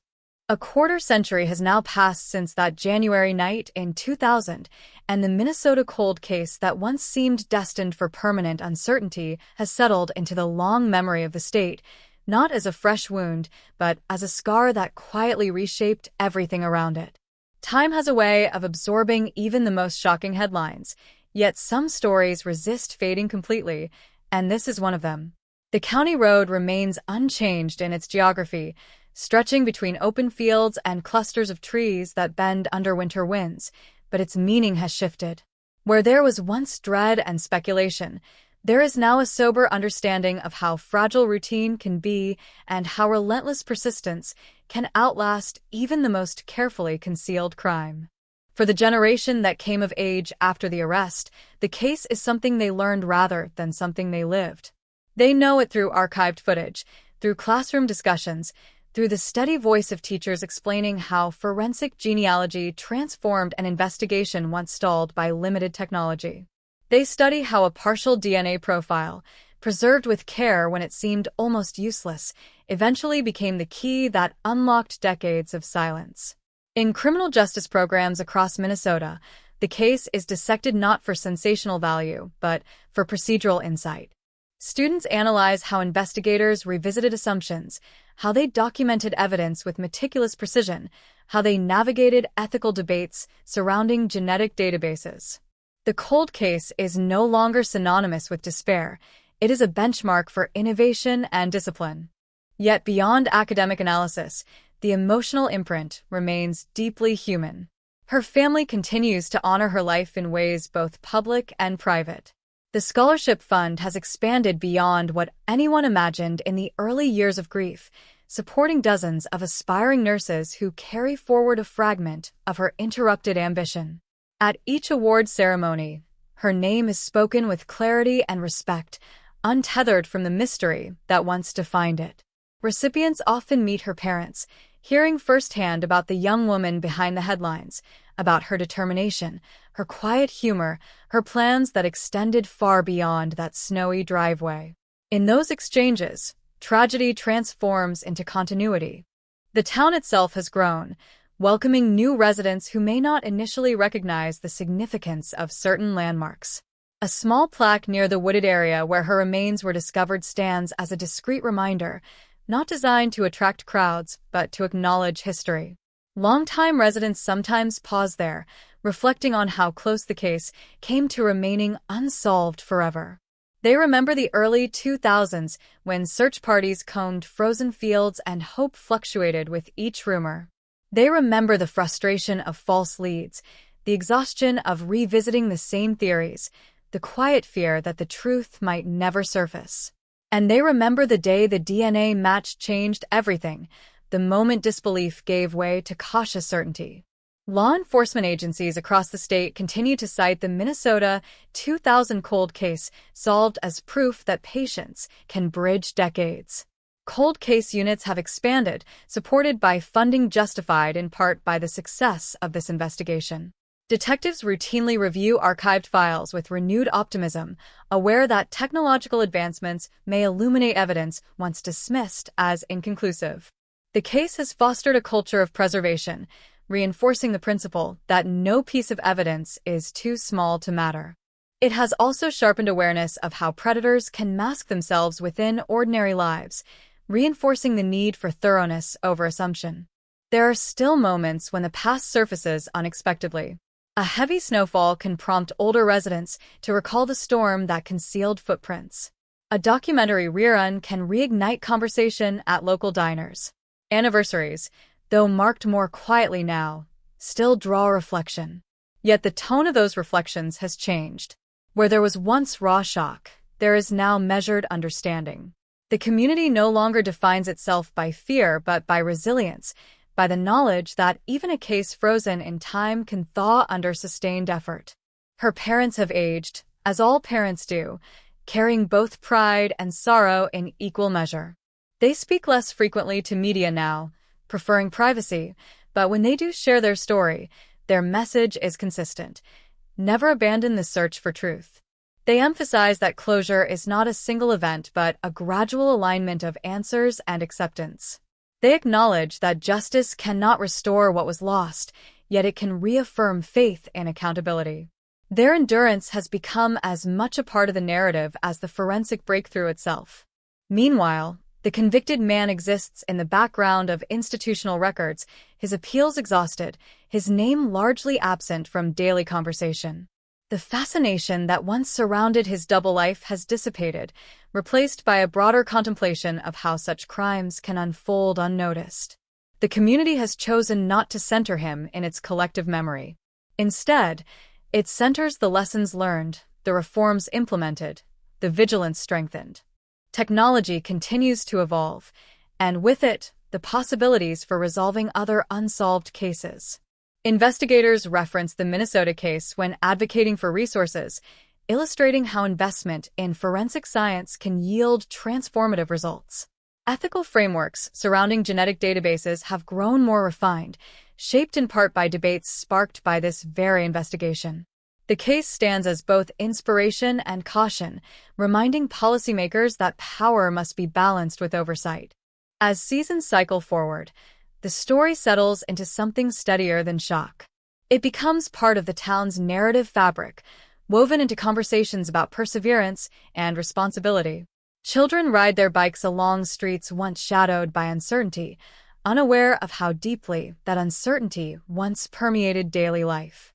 Parents still exercise caution, but it is informed caution, not paralyzing fear. The cold case that once dominated headlines now functions as a quiet affirmation that time does not grant immunity from truth. And so the legacy endures, not in flashing lights or courtroom drama, but in the steady continuation of life shaped by experience. The snow will fall again, as it always does in Minnesota, covering roads and rooftops in white silence. But beneath that silence lies a history that refused to remain buried. The case that began with a mysterious disappearance and a community in shock has evolved into a testament to endurance, to the belief that even the most frozen mysteries can yield under relentless pursuit.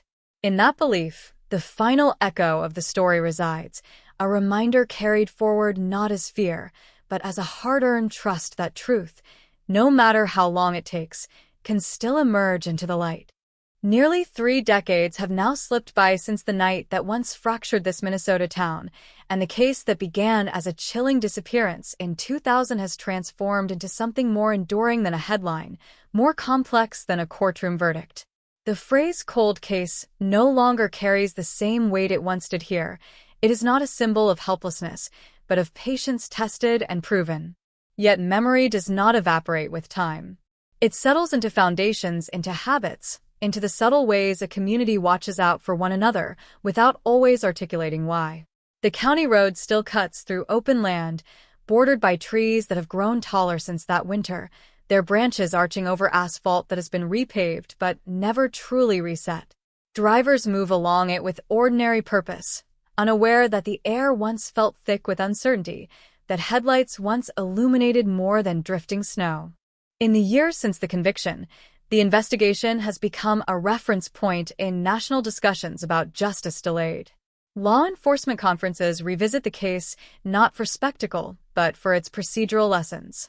They examine how evidence was preserved during a time when forensic capabilities lagged behind ambition, how detectives documented chain of custody with meticulous care, how a partial DNA profile once deemed insufficient was safeguarded until science caught up.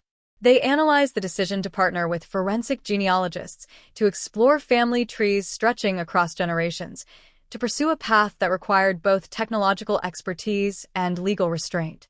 The Minnesota 2000 cold case solved has become shorthand in professional circles for what happens when persistence intersects with innovation. But beyond policy papers and panel discussions, there remains a deeply human narrative.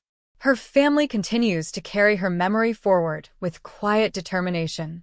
The scholarship in her name has funded dozens of students now working in hospitals and clinics across the state, each of them indirectly connected to a story that once unfolded in darkness. At annual gatherings, recipients stand before her parents and speak about their goals, their gratitude, their awareness that opportunity sometimes grows from unimaginable loss. In those moments, the arc of the story bends away from tragedy and toward continuity. Her name is spoken not as a cautionary tale but as an inspiration. The town has changed in visible ways. New neighborhoods have emerged, businesses have opened and closed, schools have renovated classrooms that once displayed missing person posters taped to bulletin boards. Younger residents know the case through retellings rather than lived fear. They see it as part of local history, a chapter that shaped policy and perspective. Yet older residents remember the early days vividly, the search parties moving through snow-covered fields, the anxiety that gripped households, the late-night phone calls sharing rumors that rarely held substance. They remember the frustration of investigative dead ends, the feeling that the trail had dissolved into the storm. And they remember the moment the DNA match broke through, the disbelief that slowly crystallized into certainty. The emotional landscape has evolved, but it has not flattened. Anniversaries still arrive, bringing with them a pause in routine. Local newspapers publish reflective pieces, not sensational but contemplative, exploring how the case influenced community cohesion and law enforcement practices. Detectives who once pored over aging files have retired, passing their knowledge to younger colleagues who grew up hearing about the disappearance as part of civic lore. They described the case as a reminder that no investigation is ever truly finished until every avenue has been exhausted, and even then, new avenues may emerge. Technological advancement continues to accelerate, reshaping investigative frameworks nationwide. The ethical conversations sparked by forensic genealogy have matured into structured guidelines, shaped in part by experiences like this one. Lawmakers reference the Minnesota case when debating privacy safeguards and database oversight, balancing individual rights with the undeniable impact of solving violent crimes. The case stands as both achievement and caution, illustrating how powerful tools must be wielded responsibly. It has influenced protocols far beyond the state's borders, embedding its lessons into broader systems. In quieter corners of the community, the legacy manifests in subtler ways. Parents still remind their children to be aware of their surroundings, though the tone is measured rather than fearful. Neighborhood watch programs operate with renewed clarity of purpose. The police department's cold case unit continues to review old files, inspired by the knowledge that time can conceal but not necessarily protect wrongdoing. Officers speak openly about the psychological toll of unresolved cases and the importance of institutional support for those who carry them. The man convicted of the crime remains incarcerated, his existence largely confined to legal documents and correctional records. Occasional appeals surface and are denied, procedural echoes that no longer stir widespread attention. His name has receded into the background, overshadowed by the broader narrative of resolution. The community has chosen not to define itself by him, but by its capacity to endure and adapt. As winter returns year after year, snow blankets the same fields and rooftops, but its symbolism has shifted irrevocably. It no longer represents concealment alone. It represents passage, the steady accumulation of seasons that carried the case from mystery to closure. Residents look out over white landscapes with a sense of perspective earned through experience. They understand now that silence does not equate to permanence, that beneath layers of time, truth can remain intact, waiting for the right convergence of effort and innovation. Ultimately, The story that began with a vanished young woman and a community in shock has settled into a narrative of endurance. It is not told with raised voices anymore. It is told with measured reflection, with acknowledgement of pain and recognition of progress.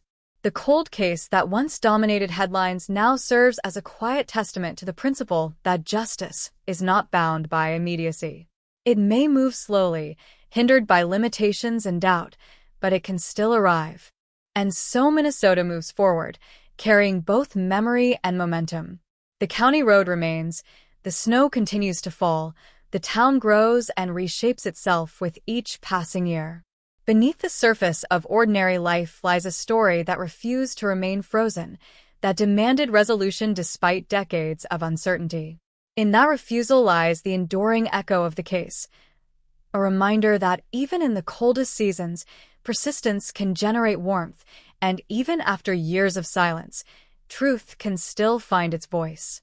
20 years is a long time for secrets to breathe, and in Minnesota, they breathed beneath frozen lakes and quiet streets, waiting for a name to surface. On a cold October night in 2000, a young woman vanished after leaving her shift at a neighborhood diner, her car found idling near a deserted boat ramp, headlights cutting through the mist like a warning no one understood. That image became the headline that refused to fade, a small town gripped by fear, suspicion simmering behind lace curtains and church doors. Everyone knew her smile. No one knew her fate. Until now. Her name echoed across county lines as volunteers combed cornfields and riverbanks, flashlights bobbing like fireflies in disciplined lines. Posters bloomed on telephone poles, grocery store windows, school hallways, each photograph promising hope while whispering dread. The sheriff stood before cameras with a steady voice, calling it an active investigation, insisting there were no immediate suspects. Yet rumors moved faster than patrol cars. Boyfriends were questioned, co-workers scrutinized, strangers from neighboring towns tracked and cleared. Every answer seemed to fold back into silence. Days became weeks, and the cold deepened. Snow sealed the fields, preserving secrets beneath white stillness. Outside. Inside the task force office, case files multiplied, photographs pinned to corkboards forming a mosaic of unanswered questions. Detectives traced timelines down to the minute, reconstructing her final phone calls, the receipt from the diner register, the gas station camera that showed nothing but passing trucks. They interviewed a fisherman who claimed he saw a shadow near the ramp, then recanted under pressure from his own uncertainty. A scrap of fabric surfaced in the reeds, tested, cataloged, ultimately deemed unrelated. The investigation stretched thin, resources redirected as new crimes demanded attention. But her family would not let dust settle. Ever. Years rolled forward. Children grew up hearing the story as a cautionary tale whispered at sleepovers and bonfires. The diner changed ownership twice, repainting its walls, but never escaping the shadow of that final shift. Each anniversary brought candlelight vigils by the river, prayers rising into humid summer air. Detectives retired. New investigators inherited boxes labeled simply with her name and the year 2000. They reopened interviews, re-examined alibis, and ran evidence through advancing forensic databases that had not existed when the snow first fell. A partial DNA profile emerged, faint but stubborn. It waited for a match. Silently. In 2019, a breakthrough rippled through the Bureau when genealogical testing linked that fragile profile to a distant relative living states away. Family trees were mapped, branches traced backward through decades of marriages, divorces, forgotten cousins. One name surfaced repeatedly, a man who had once lived only miles from the diner, who had moved abruptly the winter after she disappeared. He had no criminal record, no obvious connection, just a faint genetic echo impossible to ignore. Investigators watched quietly, gathering discarded items, waiting for confirmation. When the lab report arrived, the numbers aligned with chilling precision. It was him. Finally. The arrest came at dawn, squad cars gliding into a quiet suburban cul-de-sac where sprinklers ticked across manicured lawns. Neighbors peered through blinds as officers approached the modest house, knocking with controlled authority. The The man who answered looked older than his yearbook photos, hair thinned, shoulders bent, eyes betraying a flicker of recognition. He was taken into custody without resistance, charged with murder in a case that had haunted Minnesota for nearly 2 decades. Cameras returned, headlines erupted, and the town that had learned to live with uncertainty felt the ground shift. Shock replaced routine in a single breath. Again. Prosecutors laid out a narrative built from science and silence, describing how he had encountered her at the ramp and seized an opportunity cloaked in darkness. They alleged a struggle, a fatal act, and a hurried disposal concealed by water and winter. The defense countered with doubt, questioning degraded evidence and the long shadow of time. In court, her family sat rigid, hands clasped, listening to details they had imagined for years, but never heard aloud. The community filled the benches, divided between disbelief and vindication. Reporters chronicled every motion, every objection, every tremor in his voice. As truth loomed. For some, the arrest answered prayers whispered beside hospital beds and at kitchen tables long after midnight. For others, it reopened wounds that had scarred but never healed, forcing them to relive the night patrol cars first blocked the ramp. Old rumors resurfaced on social media, names dragged through digital mud, apologies offered too late. The sheriff, now gray-haired, admitted the case had defined his career. He thanked advances in technology and the persistence of a family that never stopped asking questions. Yet, even as charges moved forward, uncertainty lingered about motives, about moments lost between encounter and disappearance. Why? Investigators reconstructed that night with painstaking care, tracing his movements from a hardware store receipt to a bar tab stamped minutes before midnight. They theorized he followed her vehicle, drawn by chance or intent, and confronted her where the river swallowed sound. Evidence suggested a brief struggle, fibers transferred, skin cells left behind like invisible witnesses waiting decades to speak. Still, the exact sequence remained blurred, a puzzle missing its central piece. He maintained his innocence through arraignment, eyes fixed ahead, as prosecutors described a crime they believed he carried alone for 20 years. The courtroom held its breath, waiting. As trial dates approached, plea negotiations flickered and failed, each side calculating risks measured in decades. Analysts debated the strength of forensic genealogy, calling it revolutionary, calling it unsettling. Talk radio dissected the case nightly, inviting former detectives, legal scholars, and neighbors who remembered the search parties. Her family avoided microphones, choosing quiet preparation over public spectacle. They said the arrest was not about vengeance, but about finally speaking her name without a question mark. In the town square, a new banner hung from the lampposts, declaring that justice, though delayed, had not forgotten. Snow began falling once more, softly. Time seemed to fold in on itself, the present mirroring that first winter when hope and dread shared equal space. Residents compared memories, recalling where they had been when the news broke in 2000 and where they stood now. Some admitted they had suspected him in passing, a fleeting thought dismissed as paranoia. Others swore his arrest shattered their belief that evil always looks monstrous. The narrative of a stranger lurking in shadows gave way to a neighbor hiding in plain sight. Trust fractured quietly, conversations lowering when his name surfaced in grocery aisles and school parking lots. After years, in pretrial hearings, motions flew regarding admissibility, defense attorneys pressing to exclude genetic evidence as novel and prejudicial. Prosecutors argued the science was sound, peer-reviewed, and corroborated by traditional investigative work. The judge listened impassively, aware that the ruling would echo beyond a single courtroom. Outside, camera crews framed the courthouse steps, breath visible in the brittle air. Supporters of the family held photographs, faces steady, eyes resolute. Across the street, a smaller cluster gathered for the defendant, insisting on presumption of innocence and warning against trial by headline. The divide felt sharper than winter wind. In that moment, legal experts noted that cold cases carry unique burdens, memories fading while evidence endures in lockers and labs. They explained how juries must bridge decades, imagining scenes long since altered by development and decay. For her siblings, the passage of time had been measured in empty chairs at holidays and unanswered questions at graduations. They spoke of resilience, of refusing to let her memory dissolve into statistics.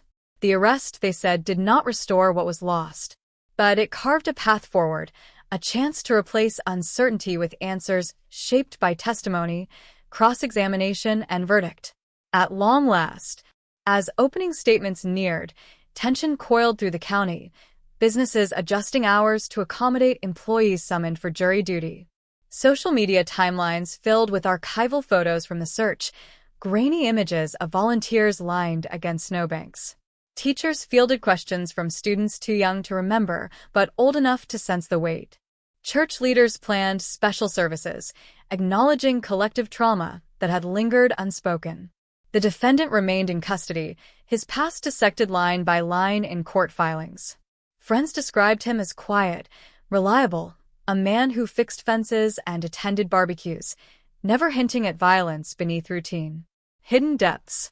Now, as the trial stands on the horizon, Minnesota watches with a mixture of anticipation and exhaustion, aware that verdicts cannot rewrite history. The cold case label may finally be peeled away, replaced by a resolution forged in patience and persistence. But even if a conviction comes, the years between will remain a scar across the community's memory. For 2 decades, her absence shaped lives, decisions, fears, and quiet acts of courage. The arrest has shifted the narrative from mystery to accountability, yet the river still flows past the ramp, indifferent and dark. And the town waits for final truth. The courtroom doors open before sunrise, and the line has already formed, coats pulled tight against the Minnesota cold, faces drawn with anticipation that feels almost unbearable. This is no longer just a headline, no longer a whisper passed between neighbors in grocery aisles. This is the day testimony begins, the day the past is summoned into fluorescent light and placed under oath. Inside, the air is thick with expectation, the wooden benches polished by decades of other trials, other verdicts, but none that have lingered in the collective memory quite like this one. A 20-year silence is about to be broken, not by rumor, not by speculation, but by sworn words and forensic certainty. Jurors file in, ordinary citizens tasked with carrying the weight of 2 decades on their shoulders. They glance briefly at the defendant, a man who has aged into anonymity, his once youthful features now lined and pale under the courtroom lights. He sits motionless, hands folded, eyes forward, as if still hoping that stillness might render him invisible. Across the aisle, her family gathers in a tight cluster, fingers intertwined, breaths measured. They have waited half a lifetime for this moment, yet nothing about it feels triumphant. It feels fragile, like thin ice over deep water. The prosecution rises first, voice steady, deliberate, outlining a timeline that begins on that October night in 2000 when she left work and never came home. They reconstruct her final hours with clinical precision, mapping her route from the diner to the lonely boat ramp where her car was discovered idling, headlights cutting into darkness. They speak of opportunity, of proximity, of a chance encounter that spiraled into irreversible violence. They promise science will speak where witnesses could not, that DNA preserved through time will point unflinchingly to the man seated just feet away.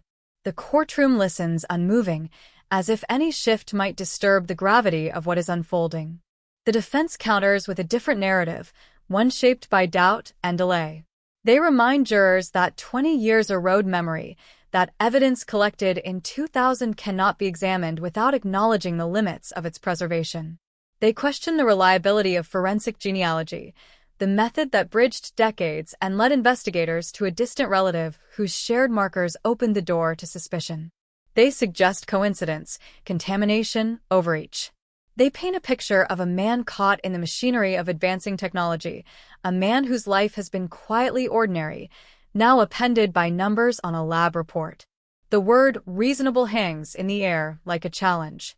Witnesses take the stand one by one, each testimony a thread in a tapestry woven from fragments of that night. Former co-workers describe her laughter as she clocked out, the casual wave goodbye that no one imagined would be final. A retired deputy recounts the search, the beam of his flashlight skimming the riverbank, the uneasy feeling that something was terribly wrong. Forensic analysts explain how skin cells, invisible to the naked eye, can survive years in storage, how modern techniques amplify whispers into declarations. Charts and diagrams appear on screens, sterile visuals that contrast sharply with the human ache behind them. When the lab expert details the DNA match, the room tightens. She explains the statistical probability, the near impossibility of the profile belonging to anyone else. She walks jurors through the genealogy process, how investigators built a family tree from distant relatives, narrowing branches until only one name fit the evidence. It is meticulous, almost mathematical, yet the implications are deeply personal. The defendant's jaw clenches, a flicker of tension betraying the composure he has maintained. Across the room, her mother bows her head, absorbing words she has imagined for years, but never heard confirmed with such certainty. The defense presses hard during cross-examination, probing every gap, every assumption. They question chain of custody, the conditions under which evidence was stored, the possibility of transfer that does not imply guilt. They remind jurors that no eyewitness places him at the scene, that no confession has been offered. They highlight the absence of a body, a fact that has haunted the case from the beginning. Without remains, they argue, the narrative relies on inference layered upon inference. The prosecution objects, the judge rules, and the tension pulses like a living thing. Then comes the moment many feared and anticipated in equal measure. A recording of a recent interview with a defendant is played for the court. His voice, older but unmistakably steady, denies involvement, denies even being near the boat ramp that night. Investigators' questions are calm, persistent, circling back to inconsistencies in his statements about where he lived, where he worked, how he spent his evenings. At times he hesitates, at times he deflects. The pauses stretch longer than the answers. Jurors watch his expressions closely, searching for cracks in the surface. Outside the courthouse, the community remains divided but united in vigilance. News vans line the street, reporters delivering updates that ripple across the state. For some residents, the trial feels like a reckoning long overdue. For others, it is a reminder that evil can exist undetected for years, hidden behind familiar smiles. Businesses close early to allow employees to follow the proceedings. Social media hums with commentary, speculation, hope, and fear intertwined. The case that once seemed destined for permanent cold storage has ignited a new chapter, one that demands resolution. As days pass, the prosecution tightens its narrative. They present cell tower data placing the defendant's phone in the vicinity of the ramp that night, contradicting his claim of being elsewhere. They introduce fibers consistent with materials from his vehicle, discovered among the preserved evidence. Piece by piece, they construct a chain that, while forged from old links, appears unbroken. The defense responds by emphasizing alternative explanations, suggesting that presence does not equal perpetration, that science, while powerful, is not infallible. The jurors listen, notebooks filling, expressions unreadable. When her sister takes the stand, the courtroom shifts from analysis to emotion. She speaks of the years without answers, the birthdays marked by absence, the empty seat at family gatherings. She describes the call that morning in 2000 when police said her car had been found, and the world tilted irrevocably. Her voice does not waver, but the weight of 2 decades is audible in every syllable. She does not speculate about what happened. She simply asks for truth. In that moment, the abstract language of evidence gives way to the human cost of delay. Closing arguments arrive like a final storm. The prosecution stands firm, asserting that technology has done what time could not erase, that the defendant's DNA at the scene is the silent witness that endured. They remind jurors that justice delayed is not justice denied, that progress in science exists precisely to illuminate the darkest corners of unsolved crimes. The defense counters with urgency, insisting that doubt still lingers, That absence of a body and reliance on modern methods demand caution. They urge jurors to resist the pull of community pressure, to focus solely on proof beyond a reasonable doubt. Deliberations begin, and the town holds its breath. Hours stretch into days. Speculation swirls, but inside the jury room, the discussion is private, deliberate, methodical. They revisit testimony, request clarifications, examine the timeline once more. Outside, candles flicker at a small vigil near the river, the same river that has flowed indifferently for 20 years. Her family waits, nerves frayed yet resolute. The defendant waits too, confined not just by walls, but by the gravity of what may come. When the jury finally returns, the courtroom is silent enough to hear the scrape of chairs. The foreperson stands, hands trembling slightly, and delivers the verdict. Guilty. The word lands with the force of a long-delayed reckoning. Gasps ripple through the benches, some stifled sobs, a quiet exhale from those who have carried this burden for decades. The defendant's expression hardens, a mask cracking just enough to reveal the shock beneath. The judge thanks the jurors, acknowledging the complexity of their task, the years that preceded their decision. Sentencing follows weeks later, a formal conclusion to a case that once seemed destined for permanent mystery. The court imposes decades behind bars, a punishment that cannot restore what was lost but affirms accountability at last. Outside, the community gathers not in celebration but in solemn reflection.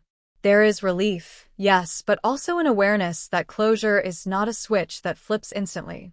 It is a gradual process, shaped by acknowledgement and remembrance.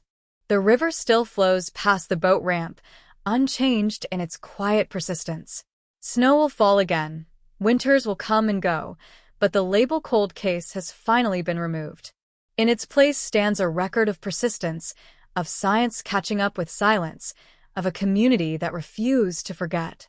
Her name is spoken now not with a question mark, but with a measure of peace, fragile yet real. And in Minnesota, where secrets once lay buried beneath frost and fear, the truth has finally surfaced, reshaping memory, redefining justice, and reminding everyone that even after 20 years, the past can still demand its reckoning. In the weeks after the sentencing, the courthouse steps return to their ordinary rhythm, footsteps echoing without cameras, without the crush of reporters chasing statements. Yet beneath that surface calm, the community of Minnesota carried a subtle shift, as if the air itself had been cleared of something long suspended. For 20 years the case had existed as a question, a wound that never fully closed, a headline resurrected each anniversary with the same unresolved ache. Now it had an ending written in ink and prison records, but endings in courtrooms rarely mirror endings in the human heart. Her family visited the river for the first time since the verdict, standing at the edge of the boat ramp where it all began. The water moved with quiet indifference, reflecting a pale sky that offered no answers. They did not come seeking revelation. They came to reclaim the space from memory's darkest version. For decades, this stretch of shoreline had been synonymous with fear, with flashing lights and whispered speculation. Now they stood together, not to erase the past, but to acknowledge that it no longer owned them in the same way. Justice had altered the landscape, even if the river itself remained unchanged. The town spoke in softer tones about the case, conversations no longer fueled by uncertainty, but by reflection. Some residents admitted that the arrest had forced them to confront uncomfortable truths about proximity and trust. Evil had not arrived from distant highways. It had lived among them, sharing sidewalks and seasonal greetings. That realization lingered longer than the shock of the guilty verdict. It reshaped the way neighbors looked at one another, not with paranoia, but with a heightened awareness that ordinary faces can conceal extraordinary darkness. The trial had exposed more than a crime. It had revealed the fragile assumptions beneath small-town security. For the investigators who carried the case across decades, the conviction was both triumph and exhaustion. Retired detectives watched from their living rooms as the verdict was read, remembering long nights spent reviewing grainy photographs and incomplete statements. Younger officers, who inherited the file years later, felt the weight of perseverance validated. They spoke quietly about the evolution of forensic science, about how advancements in DNA analysis and genealogical mapping transformed a dormant case into an active pursuit. Technology had bridged the gap between 2000 and the present, but it was persistence that kept the file from being forgotten in the first place. The defendant's name, once spoken in disbelief, became a cautionary example in legal discussions about cold case methodology. Law schools analyzed the proceedings, dissecting how genetic genealogy was introduced and defended under scrutiny. Prosecutors across the state referenced the case when advocating for funding to revisit other unsolved crimes. It became more than a local story. It became a template, proof that time does not always extinguish the possibility of accountability. Yet within the town, the focus remained personal. This was not a precedent. It was a daughter, a sister, a friend whose absence had shaped 2 decades of living. At the diner where she worked her final shift, a small framed photograph now hangs near the register. Customers pause when they notice it, some too young to remember the fear that once hovered over the parking lot after dark. The current staff knows the story well. It is part of the establishment's identity, woven into its history like a scar. On quiet evenings, longtime residents still recount where they were when her car was found idling by the river, headlights piercing fog as if trying to signal for help that never came. The image remains powerful, but it no longer defines the future. Her siblings speak occasionally at community events about resilience and remembrance. They emphasize that justice, while essential, did not arrive as a wave of relief, but as a steady release of tension long coiled inside them. Grief did not vanish with the guilty verdict, it simply shifted shape. For years, uncertainty had been an additional burden layered atop loss. Without it, they found space to grieve in a different way, less consumed by speculation, more grounded in memory. They talk about her laughter, her plans, the ordinary dreams interrupted by violence, ensuring she is remembered as more than a case number. The prison walls that now confine the man convicted of her murder stand hundreds of miles from the river, yet the consequences of his actions remain anchored in Minnesota soil. Appeals are filed, motions submitted, legal arguments continuing in the background as part of the system's process. The family follows these developments with cautious attention, aware that justice is not a single moment, but an ongoing affirmation. Each denied appeal reinforces the verdict. Each hearing revisits the evidence that secured it. The law moves methodically, indifferent to emotion, yet its steady pace offers a form of stability. In neighborhoods once gripped by fear, parents who warned their children about strangers now reflect on how the narrative has changed. The case taught a generation about vulnerability, about the unpredictability of danger. It also taught them about endurance, about the value of refusing to let unanswered questions fade into apathy. Community watch groups that formed during the early years have evolved into broader civic engagement efforts, focusing on connection rather than suspicion. The tragedy, while devastating, sparked a collective awareness that persists long after headlines move on to other stories. As seasons turn, anniversaries arrive with a different tone. Instead of candlelight vigils marked by pleading for answers, gatherings now center on remembrance and gratitude for resolution. Flowers are placed not in desperation but in honor. The sheriff who once stood before cameras with uncertainty in his voice now speaks with quiet conviction about the importance of revisiting old files. He acknowledges mistakes made in the early days, lessons learned, and the humility required to accept that some cases demand patience measured in decades. His words carry the weight of experience shaped by a single, unforgettable investigation. The river remains a silent witness, its surface reflecting sky and memory alike. Fishermen cast lines from the same bank where search teams once combed through reeds and mud. Life continues with an almost defiant normalcy, yet the undercurrent of history flows beneath every ripple. The boat ramp, once a symbol of terror, has gradually been reclaimed by routine activity. Children skip stones where once flashlights searched for clues. The transformation is subtle but profound, a testament to the community's refusal to let a single night define its identity forever. For those who followed the case from afar, the resolution serves as a reminder that cold cases are not relics of the past, but living questions waiting for innovation and dedication. Across the country, families with similar stories look to Minnesota as proof that breakthroughs are possible. Investigators re-examine evidence with renewed determination, inspired by a case that defied the limits of time. The ripple effect extends far beyond state lines, touching lives that have yet to see their own answers. And still, amid all the broader implications, the heart of the story remains intimate. A young woman left work one October night and never returned home. For 20 years, her absence shaped conversations, altered routines, and cast a long shadow over a quiet town. The arrest, the trial, the guilty verdict did not erase the pain of those years, but they transformed it into something steadier, something anchored in truth rather than speculation. Minnesota carries that truth now, not as a burden, but as a hard-earned affirmation that even the coldest cases can thaw under the relentless pursuit of justice, and that memory, when guarded fiercely enough, can outlast silence.